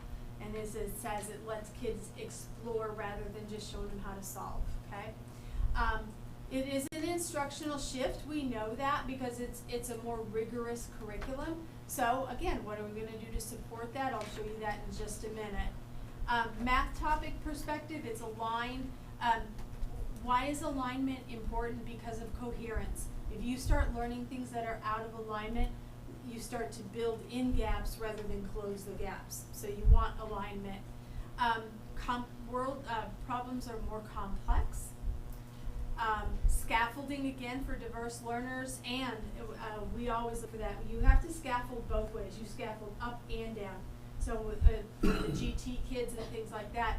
And in fact, many of you know already, we have advanced math for our 6th and 7th grade students. So it's a completely different curriculum where they're learning a year and a half of math rather than just a year of math in those advanced courses. And Oh, and then discourse that is required. You can't teach a lesson without having the kids talk to each other, talk through it. And if they're anything like me, the more I talk, the more I learn. Okay, and again, the burden, where's the cognitive, who's carrying the cognitive load? The kids are carrying it. That means they're doing the learning. And then productive struggle, when you hit a wall, you can't just give up. You have to keep going. You have to be resilient and persevere. And Agile Minds helps the teachers do that with the kids. So we would be using Agile Minds if you approve for grades 6 through 8, which in Algebra 1, which includes advanced mathematics in 6 and 7. And so currently, out of 2024 data, for 6 through Algebra 1, you have somewhere anywhere between 35 to 53% of the children not on grade level. The gaps are bigger in math than they are in reading, and so they are, you know, they understand the reading piece, they understand what they're reading, but it's the concept, it's the math, like the why I'm doing it, and so on and so on. But they looked at several of them that were on the State Board of Education list, and they had their why. And Bluebonnet was one of them that they also looked at. And so they arrived at wanting to move from Maneuver in the Middle, which is not on the pre-list, to Agile Minds, which is. Next slide. Our last slide is implementation supports, and this is actually true for both Dr. Shanetta's presentation about Bluebonnet and Agile Minds. This is how we support. This is how we're currently supporting and how we'll support next year. Time, which if you poll teachers and ask them what they want more of, they want time. We're going to give them as much time as we can. And because it's all online, both of them are all online, the teachers can start looking at that stuff now and start planning for next year once the adoption is accepted. Curriculum-based professional learning, we've been working on that. So we don't just say, hey, here's your books, go learn. I know we have structured protocols that we use to help the teachers dig into that curriculum, learn how to anticipate questions for students, learn how to scaffold those EB students, special ed students, just math strugglers, learn how to advance students who are just like racing through it. So CBPL is much more than just time. It is time with a very distinct purpose. And it helps the teachers and the students both. And then of course we have our instructional coaching team, which has been recognized all throughout today's meeting. For families, again, Parent Portal, and the one thing that they really liked is Agile Minds lets, there's a performance monitor view for parents. Bluebonnet doesn't have that. That was one of the things that they picked, why they picked Agile Minds over Bluebonnet, so that parents can see grades on quizzes, homework, things like that. Tips for families, the letters that go home tell about what's coming up and how you can help your kiddos. Family guides for all of the grade levels. That's the K through 5, but that's the Bluebonnet, but it's true for Agile Minds as well. And homework helper sheets, and that's a Bluebonnet one as well. Those are things that'll go home with your kids, so if you're like, I can't do this math, it helps you to do the math so you can be involved with your kids. So that is it for Agile Minds. A question real quick on if we're adopted Bluebonnet to 5th grade, and then they're transitioning to a different curriculum, is it going to be similar enough that there's not going to be a unnecessary productive struggle for the kids as they transition? They're both high quality. They both have been vetted through the state and on what is required and what needs to be in it.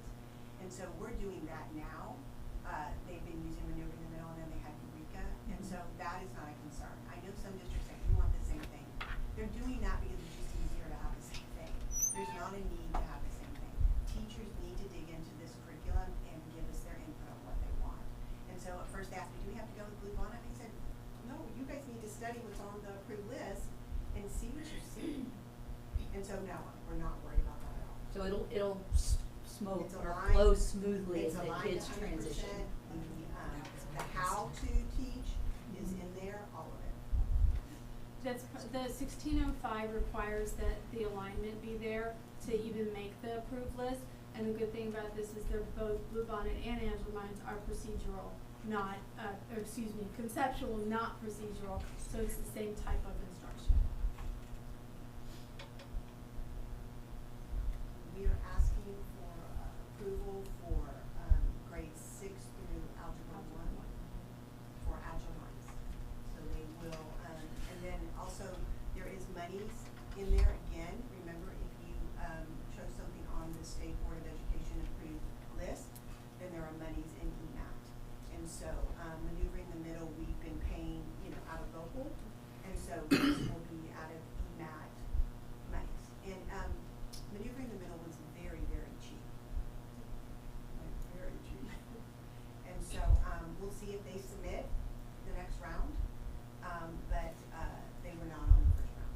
And when you speak of monies, right, you spoke about a Rolls Royce. I never lived like that. Maybe Dr. Sizer had, but I have not. So the question is, well, what type of money are we talking about? A return on investment?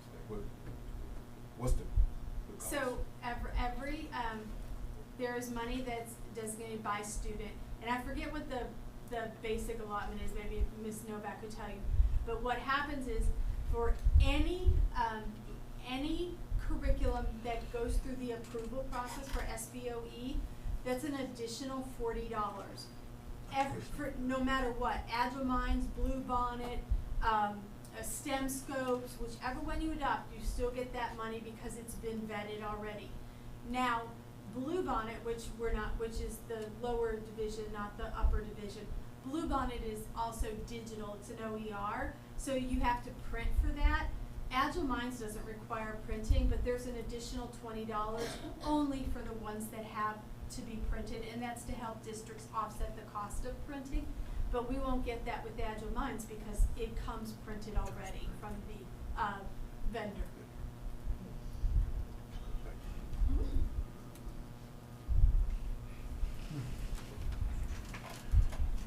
Any more comments, concerns, board members? Yay, nay? Okay.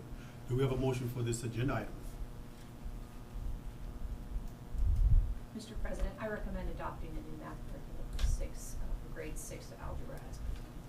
Is there a second? Second. All in favor? I, Rebecca Snowden. Aaron Bryson, a second. I, Latoya Sizer. I, Andrea Nicholas. I, Willie White. The motion passes. Agenda item 12, K through 5, reading and language arts instructional materials. This is an update. It's going to be report only. There's no motion for it. We are not coming forward for approval of a curriculum. That is correct. This time, we want to kind of give you the current state of everything and what we're planning on doing. This is You do have a folder with some resources that we're going to talk about here, but I thought also you could take that home with you and study it more. Because again, we're here to give you guys, board members, a report on the status of where we are and what we've been doing with RLA curriculum, only grades K through 5. And as you know, one of your responsibilities is to approve curriculum. So as we listen to this next report, I mean, we're listening with, we're just listening and interpreting, right? And asking questions. But we're not making any decision because this can get kind of tested in, but you have to bring it to us because it's state requirement. Well, we'll bring it again for adoption. If we decide to move forward, we will do that. But right now, we're giving you where we're currently at. And so, I started with this slide. Education is the foundation on which we build our future, and curriculum cements this foundation. So, in the world of teaching and learning, there are research-based factors backed by a lot of research that affect student achievement. Robert Morizano's work, teacher-level factors, student-level factors, school-level factors. One of the top teacher-level factor is classroom curriculum. That's one of the top. One of the top school-level factors, because there's a lot of factors that go into this work, right? but there's research out there that will tell you what the top ones are. One of the top teacher level factors is classroom curriculum, and one of the school level top factors is a guaranteed and viable curriculum. So next to having a highly effective teacher, so a great teacher, the number 2 thing that you gotta give them is a high quality curriculum that is on grade level, okay? In reading for K through 5, the percentage of students not on grade level in elementary is between 37% to 55%. Okay? Our reading data across the district is much stronger than our math data. You've seen that, right? So it's a math issue. Okay?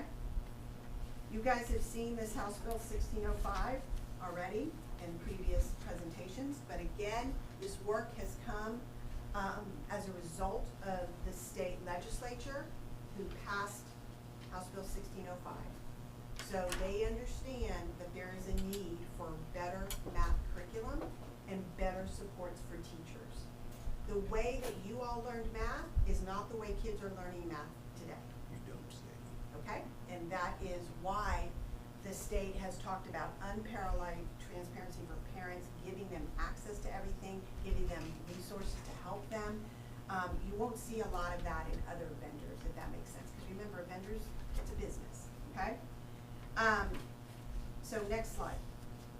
So this is another acronym called IMRA. It stands for Instructional Materials Review and Adoption. In House Bill 1605, they changed the process for adopting curriculum materials. It's still a local decision, right? But the IMRA process is given the authority to the State Board of Education to vet and approve materials. Again, it's still up to local school districts to decide to go and use those things on that list. So what you'll see here right now is they just finished their first round of the IMRA process for K through 5 RLA, and they also did it for K through 12 math. What you'll see here on the right is the approved round 1 materials, and there are, we're only looking at full subject tier 1.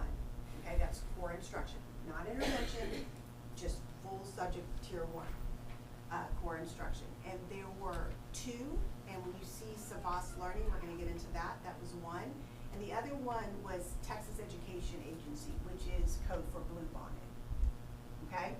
And remember, Bluebonnet reading and Bluebonnet math are an OER, Open Educational Resources, made for Texas by Texas. So they're, like I said, they're in the curriculum business, okay? Now, what we did here is what we did with math and what we did with science last year.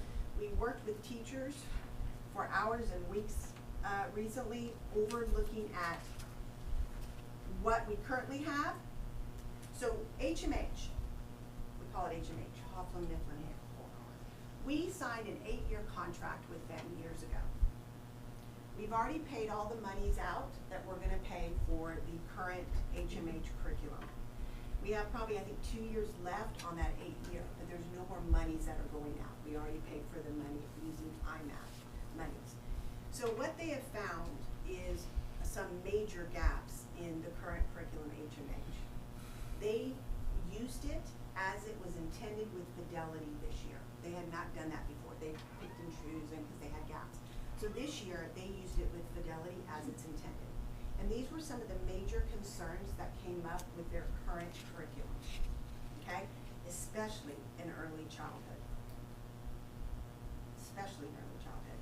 The curriculum is difficult to internalize. That means when we talk about curriculum-based professional learning, it's how you learn how to use the curriculum, right? We provide teachers support in that and the time. And so this curriculum, when I look at it, it's just all over the place and there's so much to it. It's hard for a teacher to internalize it and learn how to use it in the time that we give them. The concepts are often taught in isolation, so there's not the connections and the coherence, which is an issue. Writing instruction, one of our needs is in writing. Our data could be better in writing. That's across everybody in writing. But writing instruction in HMH is neither explicit nor aligned with the STAR. And so it's requiring our teachers this year to supplement a lot. Okay? Whereas when they had Eureka Math this year, they didn't have to supplement, it's all there for them, right? Also, phonemic awareness and phonics sequence is very choppy. So the science of reading is an issue. And kids need to know how to read well, no later than 3rd grade. And so when you look at the early childhood data, you will see the gaps on kids that are not ready for the next grade level. Anywhere to 30, 40, whatever I said earlier. Okay, so these were some of the concerns that we currently have. Next slide. As I told you earlier, they looked at what was on the state board, and they looked at Bluebonnet reading K through 5 and Savas reading K through 5. And I'm gonna give you a moment. AI helped us with this. With the summary. Yeah, with the summary, sorry, not the, yeah. So I'm gonna give you a moment to read the bullets of what their feedback was on Bluebonnet and Savas.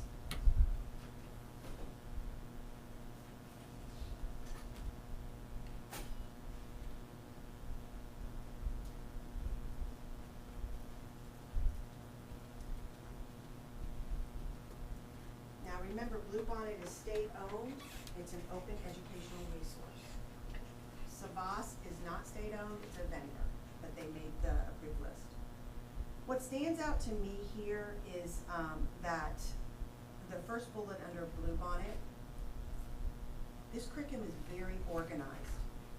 It's easy for teachers to use, okay? And of course, it's 100% aligned to the Texas Essential Knowledge and Skills, the standards, right? Writing instruction is integrated, the second to last bullet. Currently, it is not in our curriculum. Kids need to know how to write, and they need to be able to write about what they read. It also is very strong in cross-curricular connections, and I'm going to get into that a little more. Savas, you'll see some of their input. It's recognized as a lot of assessments in it, intervention tools. They did state that they felt like it was aligned to Common Core. So that is a concern. Strong digital platform, right? That was one of the multimedia resources. It was also colorful and attractive, okay? So these are just some of the things that came out from the teacher input that we did. And remember, our policy dictates that teachers have input, and they should. They're the ones closest to the kids, okay? So what we're gonna do now is, from working with the coaches and the teachers, we're leaning towards Bluebonnet.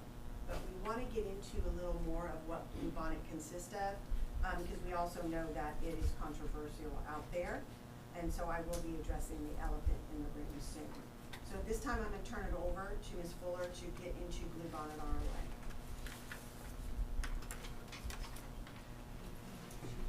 So the first thing, so what is it, basically? So this comes from Texas Education Code. It is it's what Bluebonnet was meant to be. Basically, it's a restating of House Bill 1605. But what I want to point out on this are two things in particular, and it's in the second line, expertise and autonomy. One of the things that we want to do is we want to harness the teacher's expertise in the classroom and and then what a high quality instructional material such as Bluebonnet does is it also increases teacher expertise. It helps them to become content experts. But also there's autonomy, and this is a huge misconception on Bluebonnet, but also on some of the other state adoptions, is that there's no autonomy. There absolutely is autonomy.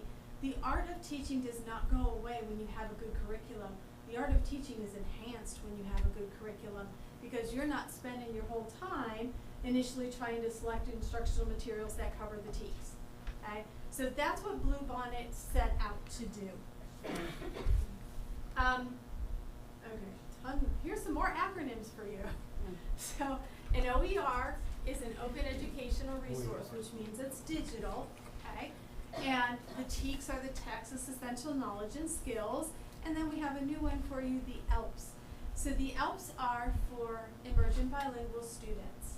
And what it does is it enhances the teaching of those students in particular because it addresses their academic and their social emotional learning so that they can access the curriculum at the same level as any other student. So it opens the doors for them. So what are you looking at here? The research, which I believe that Colonel Braxton asked about earlier, or it might have been Colonel Zanante, about the research, that's the research on the right side. That's what we're looking for in a state-adopted curriculum. In particular, if you look at the second and third one, knowledge-based and cross-curricular. We're going to talk a lot about that in the next couple of slides, so I'm not going to talk about it now, but I want you to just remember it. Okay? We're also going to talk about what is a complex text. What does that even mean, and how is that even helpful? But I did want to point out grade level. Again, hearkening back to Dr. Bates's charge about having our kids on grade level. You can't get the kids to grade level if you're not giving them grade level material. Okay? And then writing and responses based on evidence from the text. I'm going to talk about this in a little bit more too, but Dr. Shanette has already alluded to the need for writing, and that's embedded inside of Bluebonnet. So these are the RBs, another acronym. They are the research-based instructional strategies, okay? And Dr. Shanetta talked about with the construction site picture about the curriculum. Curriculum is what we teach. This is how we teach it, okay? This is the art of teaching. So foundational skills for RLA, and I was not an RLA teacher, so I had to write them down. They were phonics, phonemic awareness, which is how the language sounds and how you speak it, okay?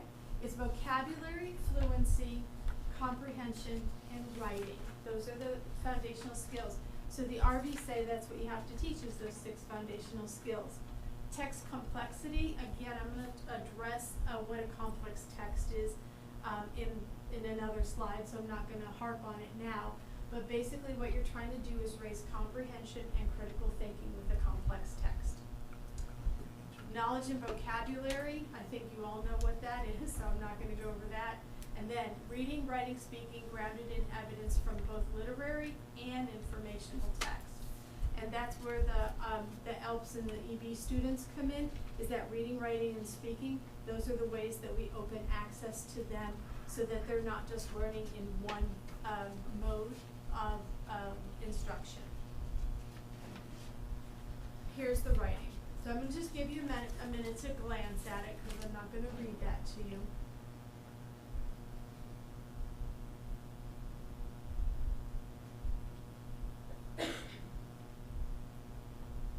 One of the most important things that's in both the quote and in the verbiage from the state is the idea of reciprocal reading and writing.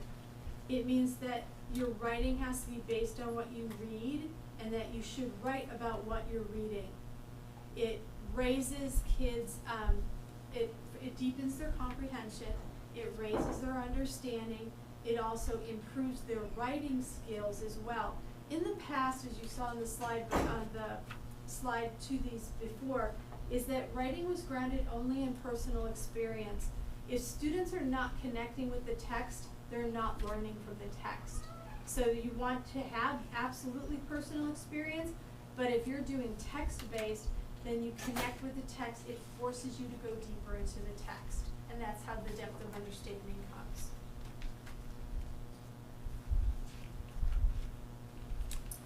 This is from a Bluebonnet Learning FAQ. I just wanted to share this with you because it talks a lot about the things that are coming up that we're going to address. RLA is so much more than just RLA now. It's more than just reading and writing and grammar, okay?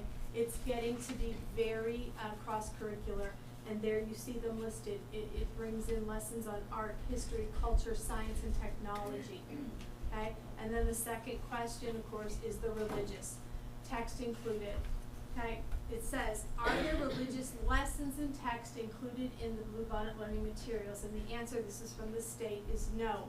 There is no religious instruction in Bluebonnet. They have a broad base of topics that cover history, literature, the arts, and culture, And what they are is they're supposed to build understanding, and I'm going to talk a little bit more about that in another slide. But I wanted you to see what the state says.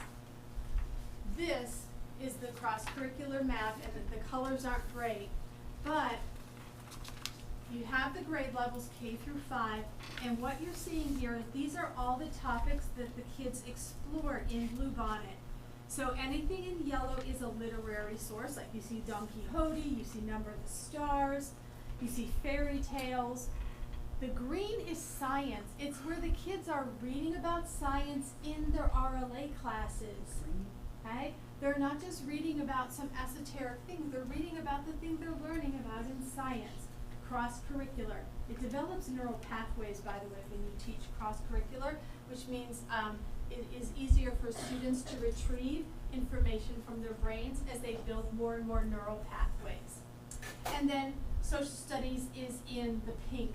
And one of the goals of Texas is to start moving towards a totally integrated RLA social studies science kind of curriculum. That's way off in the future, but that's what they want to do because research shows kids learn better when their subjects are integrated rather than, you know, I'm going to go here and learn about math, and I'm going to go here and read, and I'm going to go here and do this. So that's too choppy for the kids. So, turn this one over to Dr. Shanetta. I tried to find some sound for an elephant, but you know. So let's discuss the elephant in the room, okay? Next slide. The elephant in the room is religious content. You read about it in the news across this state. And so I wanted to talk to you guys about this and to let you guys have opportunity to ask some questions. These are the policies that guide our work around religion. And it's EMI, legal and local. It's miscellaneous instructional policies, study of religion. There is a lot of words on this thing, but I needed to put it there. But I'm going to highlight some things.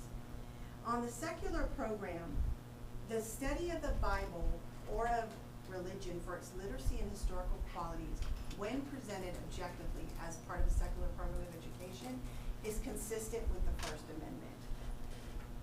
Okay? Under academic freedom, I'm going to highlight that a district is not allowed to require teaching and learning to be tailored to the principles or prohibitions of any religious sect or dogma. A district shall not adopt programs or practices that aid or oppose any religion. Okay? We do not teach religion in schools. Teaching about religion. The inclusion of religion in the study of history, culture, literature, music, drama, and art is essential to a full and fair presentation of the curriculum, as long as it is presented objectively. When you look at our history standards, you will see this stuff about religion. You will see it, but it's taught objectively. We're not there to put a religion on a child. Okay? The district's approach to teaching and about religion shall be academic, not devotional. So I kind of wanted to put some of this stuff out there for you because what's in the news is that we are using religion in our classrooms. Okay? Next slide. Another Bluebonnet Learning FAQ is this question. Are religious references, including the Bible, allowable in Texas public schools? And the state law requires that curriculum includes religious literature, including the Hebrew scriptures, which is the Old Testament, and the New Testament, and its impact on history and literature. So the impact, all right? While public schools may not provide religious instruction, guidance from the Department of Ed indicates that public schools may teach about religion and promote religious liberty and respect for the religious views of all. And so the Bluebonnet learning materials adhere to both state statute and this federal standard. I also added here that Texas law outlines requirements for public schools to include curriculum that is well-rounded, and it covers varying subjects, including content from religious source material. Okay, and so it has to be presented objectively. And in your folder, you'll see, and again, you can view all of this online. We're giving you guys a QR code to look at it, but we did do a sample lesson which we're gonna get into from, I think, kinder and third. Next slide. Lori? So, I had alluded to before about the religious, what is a rich text, etc. And so I wanted to point out a couple of these things. This is from the Bluebonnet materials, but it talks about rich texts. And so, when you study a culture of any type, you have to understand their history, their society, their economy, and their culture. And some of that understanding is based in religious thought. You're gonna see the teacher and me come out, which you probably have never seen before because I haven't been in the classroom in a while, but I taught history and geography. And so one of the things that we talk about, for example, is I'm sure many of you are very aware of the fact that cows in India are considered sacred. I'm sure you've heard that. Do you know why they are? Okay, I'll tell you. It's the same reason that the Muslims or Islam ban pork. Those animals have a very distinctive and important role in the economy. The Muslims did not want pigs in their cities because they tear up farmland. If you live in the desert, the farmland is extremely valuable. The cows in India are the only draft animal they have. If you're going to be eating the cows, you don't have any more draft animals. And so the easiest way to reach the people was through religion, and so it became a religious tenet, but in reality, its basis is in economics. And so all of those things are tied together. And that's what a rich text does, is it brings that to life for a student. Bluebonnet does cover both monotheism and polytheism. I'll talk about that in a moment. The religious source material is not for the purpose of advancing a belief, and that was what Dr. Shanetta already talked about, policy EMI. And then the purpose of their literary and historical value. And I talked about that just a minute ago when I showed you that graph of what the littles learn with the science and the social studies and the English all blended together. So we hear a lot from teachers that, when we have challenges going on with student learning is, they don't come to us with the vocabulary or the background knowledge. So that last bullet, right, about building background knowledge, that's a focus of TEA Bluebonnet, this work, because they're really wanting to build background knowledge, because kids come to you with so many different background knowledge. And that's why sometimes on a STAR exam, there'll be a word that kids have never even heard of, right? And so they're trying to make these connections, and they're cross-curricular, which you're not seeing in a lot of other vendors' work, right? And so the state feels that this is important, and I do know background knowledge is a gap for all kinds of students, and being able to give them the background knowledge through RLA with rich text is very needed and important. And one of the things I was going to point out with that too is I'll just give you an example of like the Renaissance. Okay, a student cannot understand why the Renaissance was considered a rebirth or why it was considered a huge shift in thinking if they don't understand what came before it. And what came before it was the religious power and authority of the Catholic Church in the Christian Church on the daily lives of the people in Europe. But if you don't understand that, you don't even get why the Renaissance was so important. So you're constantly building those connections for students as you go through any kind of curriculum that includes these rich and complex texts. So why religion? Why is it in there? Well, because it's relevant. So these are just a listing of some of the things that you'll find in Bluebonnet. They mention the Hebrew Scriptures, which is Jewish, Bible, which is Christian or Catholic. Christian and Catholic is separate, I'm just bringing it up. Polytheism, when they study Greece and the ancient Maya, they'll talk about polytheism, which is many gods. And then content would be recognized by Islam, Buddhism, and other faiths. There's a little bit, and I'll show you this in a minute, in just a kindergarten lesson alone, how many different religions they touch on. So, It says regardless of the nature, content is chosen for its relevance and to their future. And when I talk about complex text in a few slides, you're gonna see about how that is connected to the future. So what we wanted to do is share with you just a little blurb of the lesson. You can see all of this when you scan the QR code. This is Kindergarten Unit 7, Lesson 6, and it's the Good Samaritan lesson. And it's summarized there for you on the left. It's all about love your neighbor as yourself, and you can see the unit is called Serving Our Neighbors. And on the very bottom on the right are some of the TEKs. I only listed 3, but it covers, I don't know, 20 TEKs, this unit.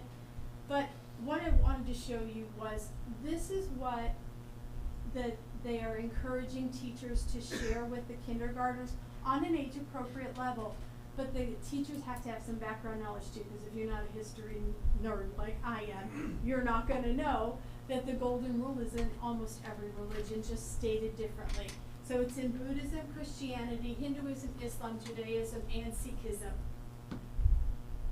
which is a form of Islam if you didn't know. So it's, yes,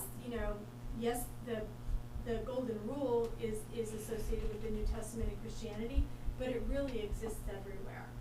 And so this lesson goes into serving our neighbors. And if you go into lesson 7 in kindergarten, you'll see that most of the emphasis in this unit is actually on first responders, military, doctors, nurses, teachers, people who help a community and serve each other.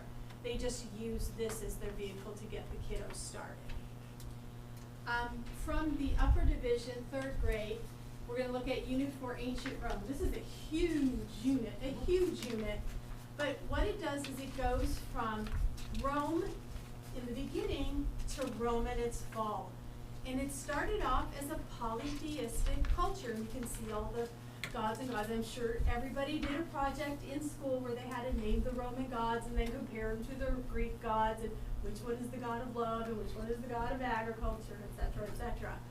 But then what it does is through various complex, rich texts, it traces how Rome went from being polytheistic and the influence of the man, Jesus Christ, and how they moved towards monotheism, which is a single God. So it traces the whole history and it builds that arc of understanding for those students.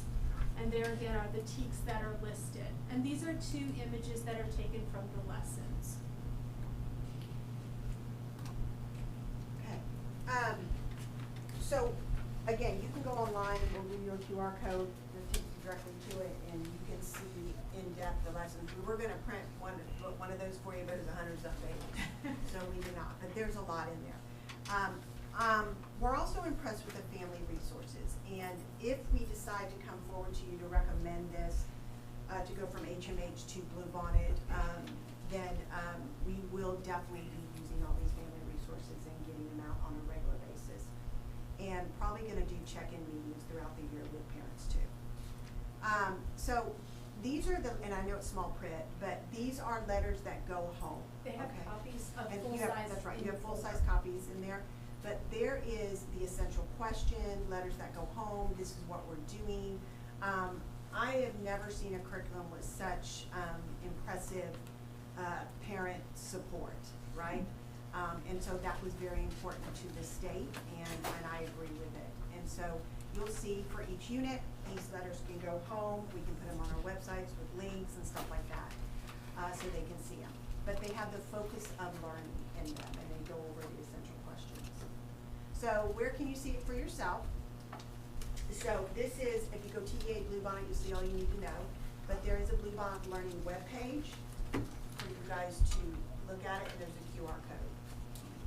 Now, our next step is we first wanted to get teacher input. I then went in and visited with them this week, right? And talked to them, and I told them I was coming to talk to you guys, and I wanted to, out of respect, because they're the ones in the work, talk to them before I talk to you guys. Ask for any thoughts or lingering questions or anything like that, and I really didn't have any. They want to make sure they have the time to learn to get through material. So they wanna know what we're going to and when am I gonna get it, and that's a teacher for you. Parent information nights, we're gonna hold 2 at the, and that's what Ms. Fisher alluded to. We're gonna hold 2, one on April 3rd at 4:30 and one on April 15th at 5:30. And so we will publicize it and get it out, and then we will be there, and I will go through all this, kinda like what we did with health.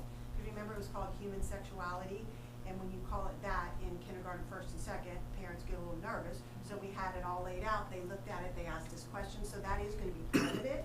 But we're also going to address the elephant in the room and what's going on, if you know, where we're at. In your folder, we also gave you, copies of a little bit of the lessons, we gave you some more material on the religious source material and reading language arts, and we gave you a copy of the slideshow. But right now, going forward, if we're gonna come forward, we're gonna come forward with Bluebonnet. If we don't, we stay with HMH. But know that HMH has gaps and some very concerning gaps.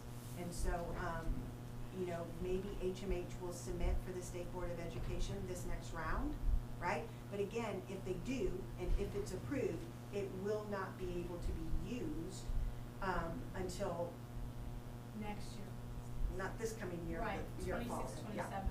So for next year, our choice is to keep HMH or to go to either Savas or Bluebonnet, because those are the 2 on the state board approved, and we are not comfortable with Savas. And we listed the reasons why.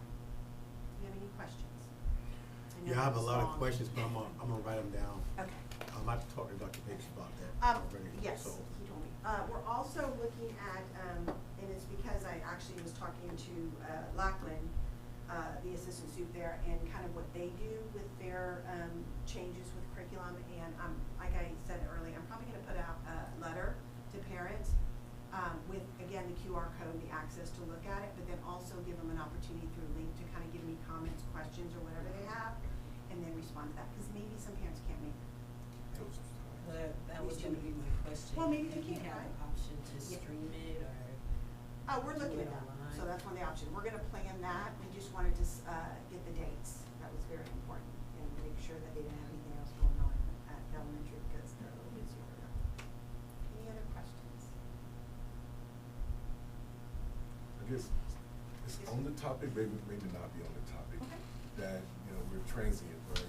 And so my oldest son has been to 8 different schools, right?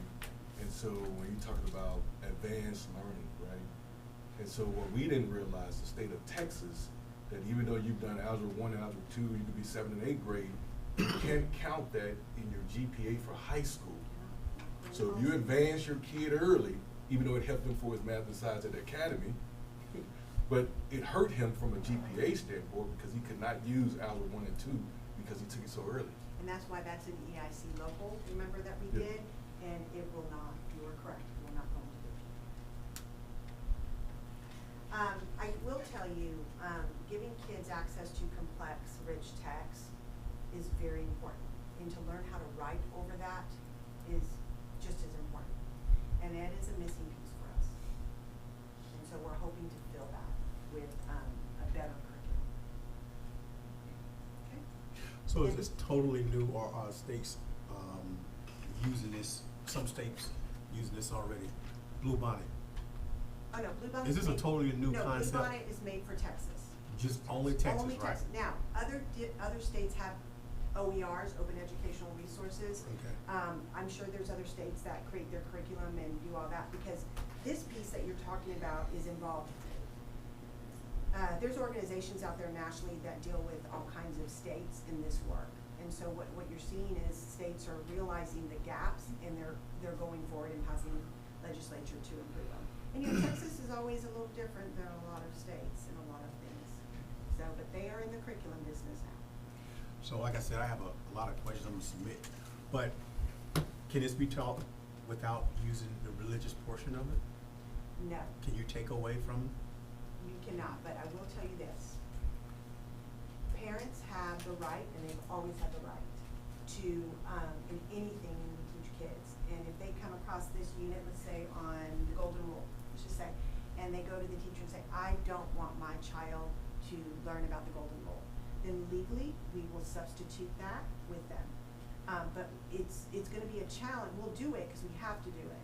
But what we're gonna work on this summer, if we do go forward with the new curriculum, is the coaches are gonna work with the teachers to pull out those units that are controversial out there and come up with something else that's grade level and that's rich. And so that's gonna require some work. And so you try not to modify. I know some districts have said, okay, we're going to adopt Bluebonnet, but with modifications. Mhm. It's not easy to do. But I really encourage you to look at some of these lessons from beginning to end. Because when you say about the religious piece, I don't see, we're not teaching them about what religion to choose. When you look at the history standards, you will see a lot of this in the history standards. They do teach about religion, but objectively. So, but I would encourage you to look at, we just gave you 2 units, we've studied all the units. And so we know the ones that could be or are controversial to some. But parents have the right to say, we don't want to learn about the golden rule, and then we will substitute that. And so if we decide to go this route, we're gonna get ahead of it and get those things ready before school starts. Because one thing I don't wanna do is overwhelm my teachers with, I need you to change this, I need you to change this, I need you to change this. The purpose of House Bill 1605 is to give a high quality instructional material that they can use and spend their time addressing individual kids' needs and spending time on learning how to teach it the best way, not writing it, not creating it.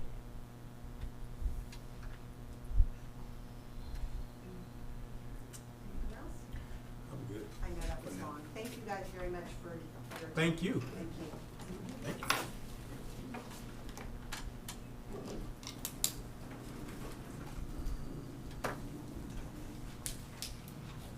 Thank you, #1 coaching staff.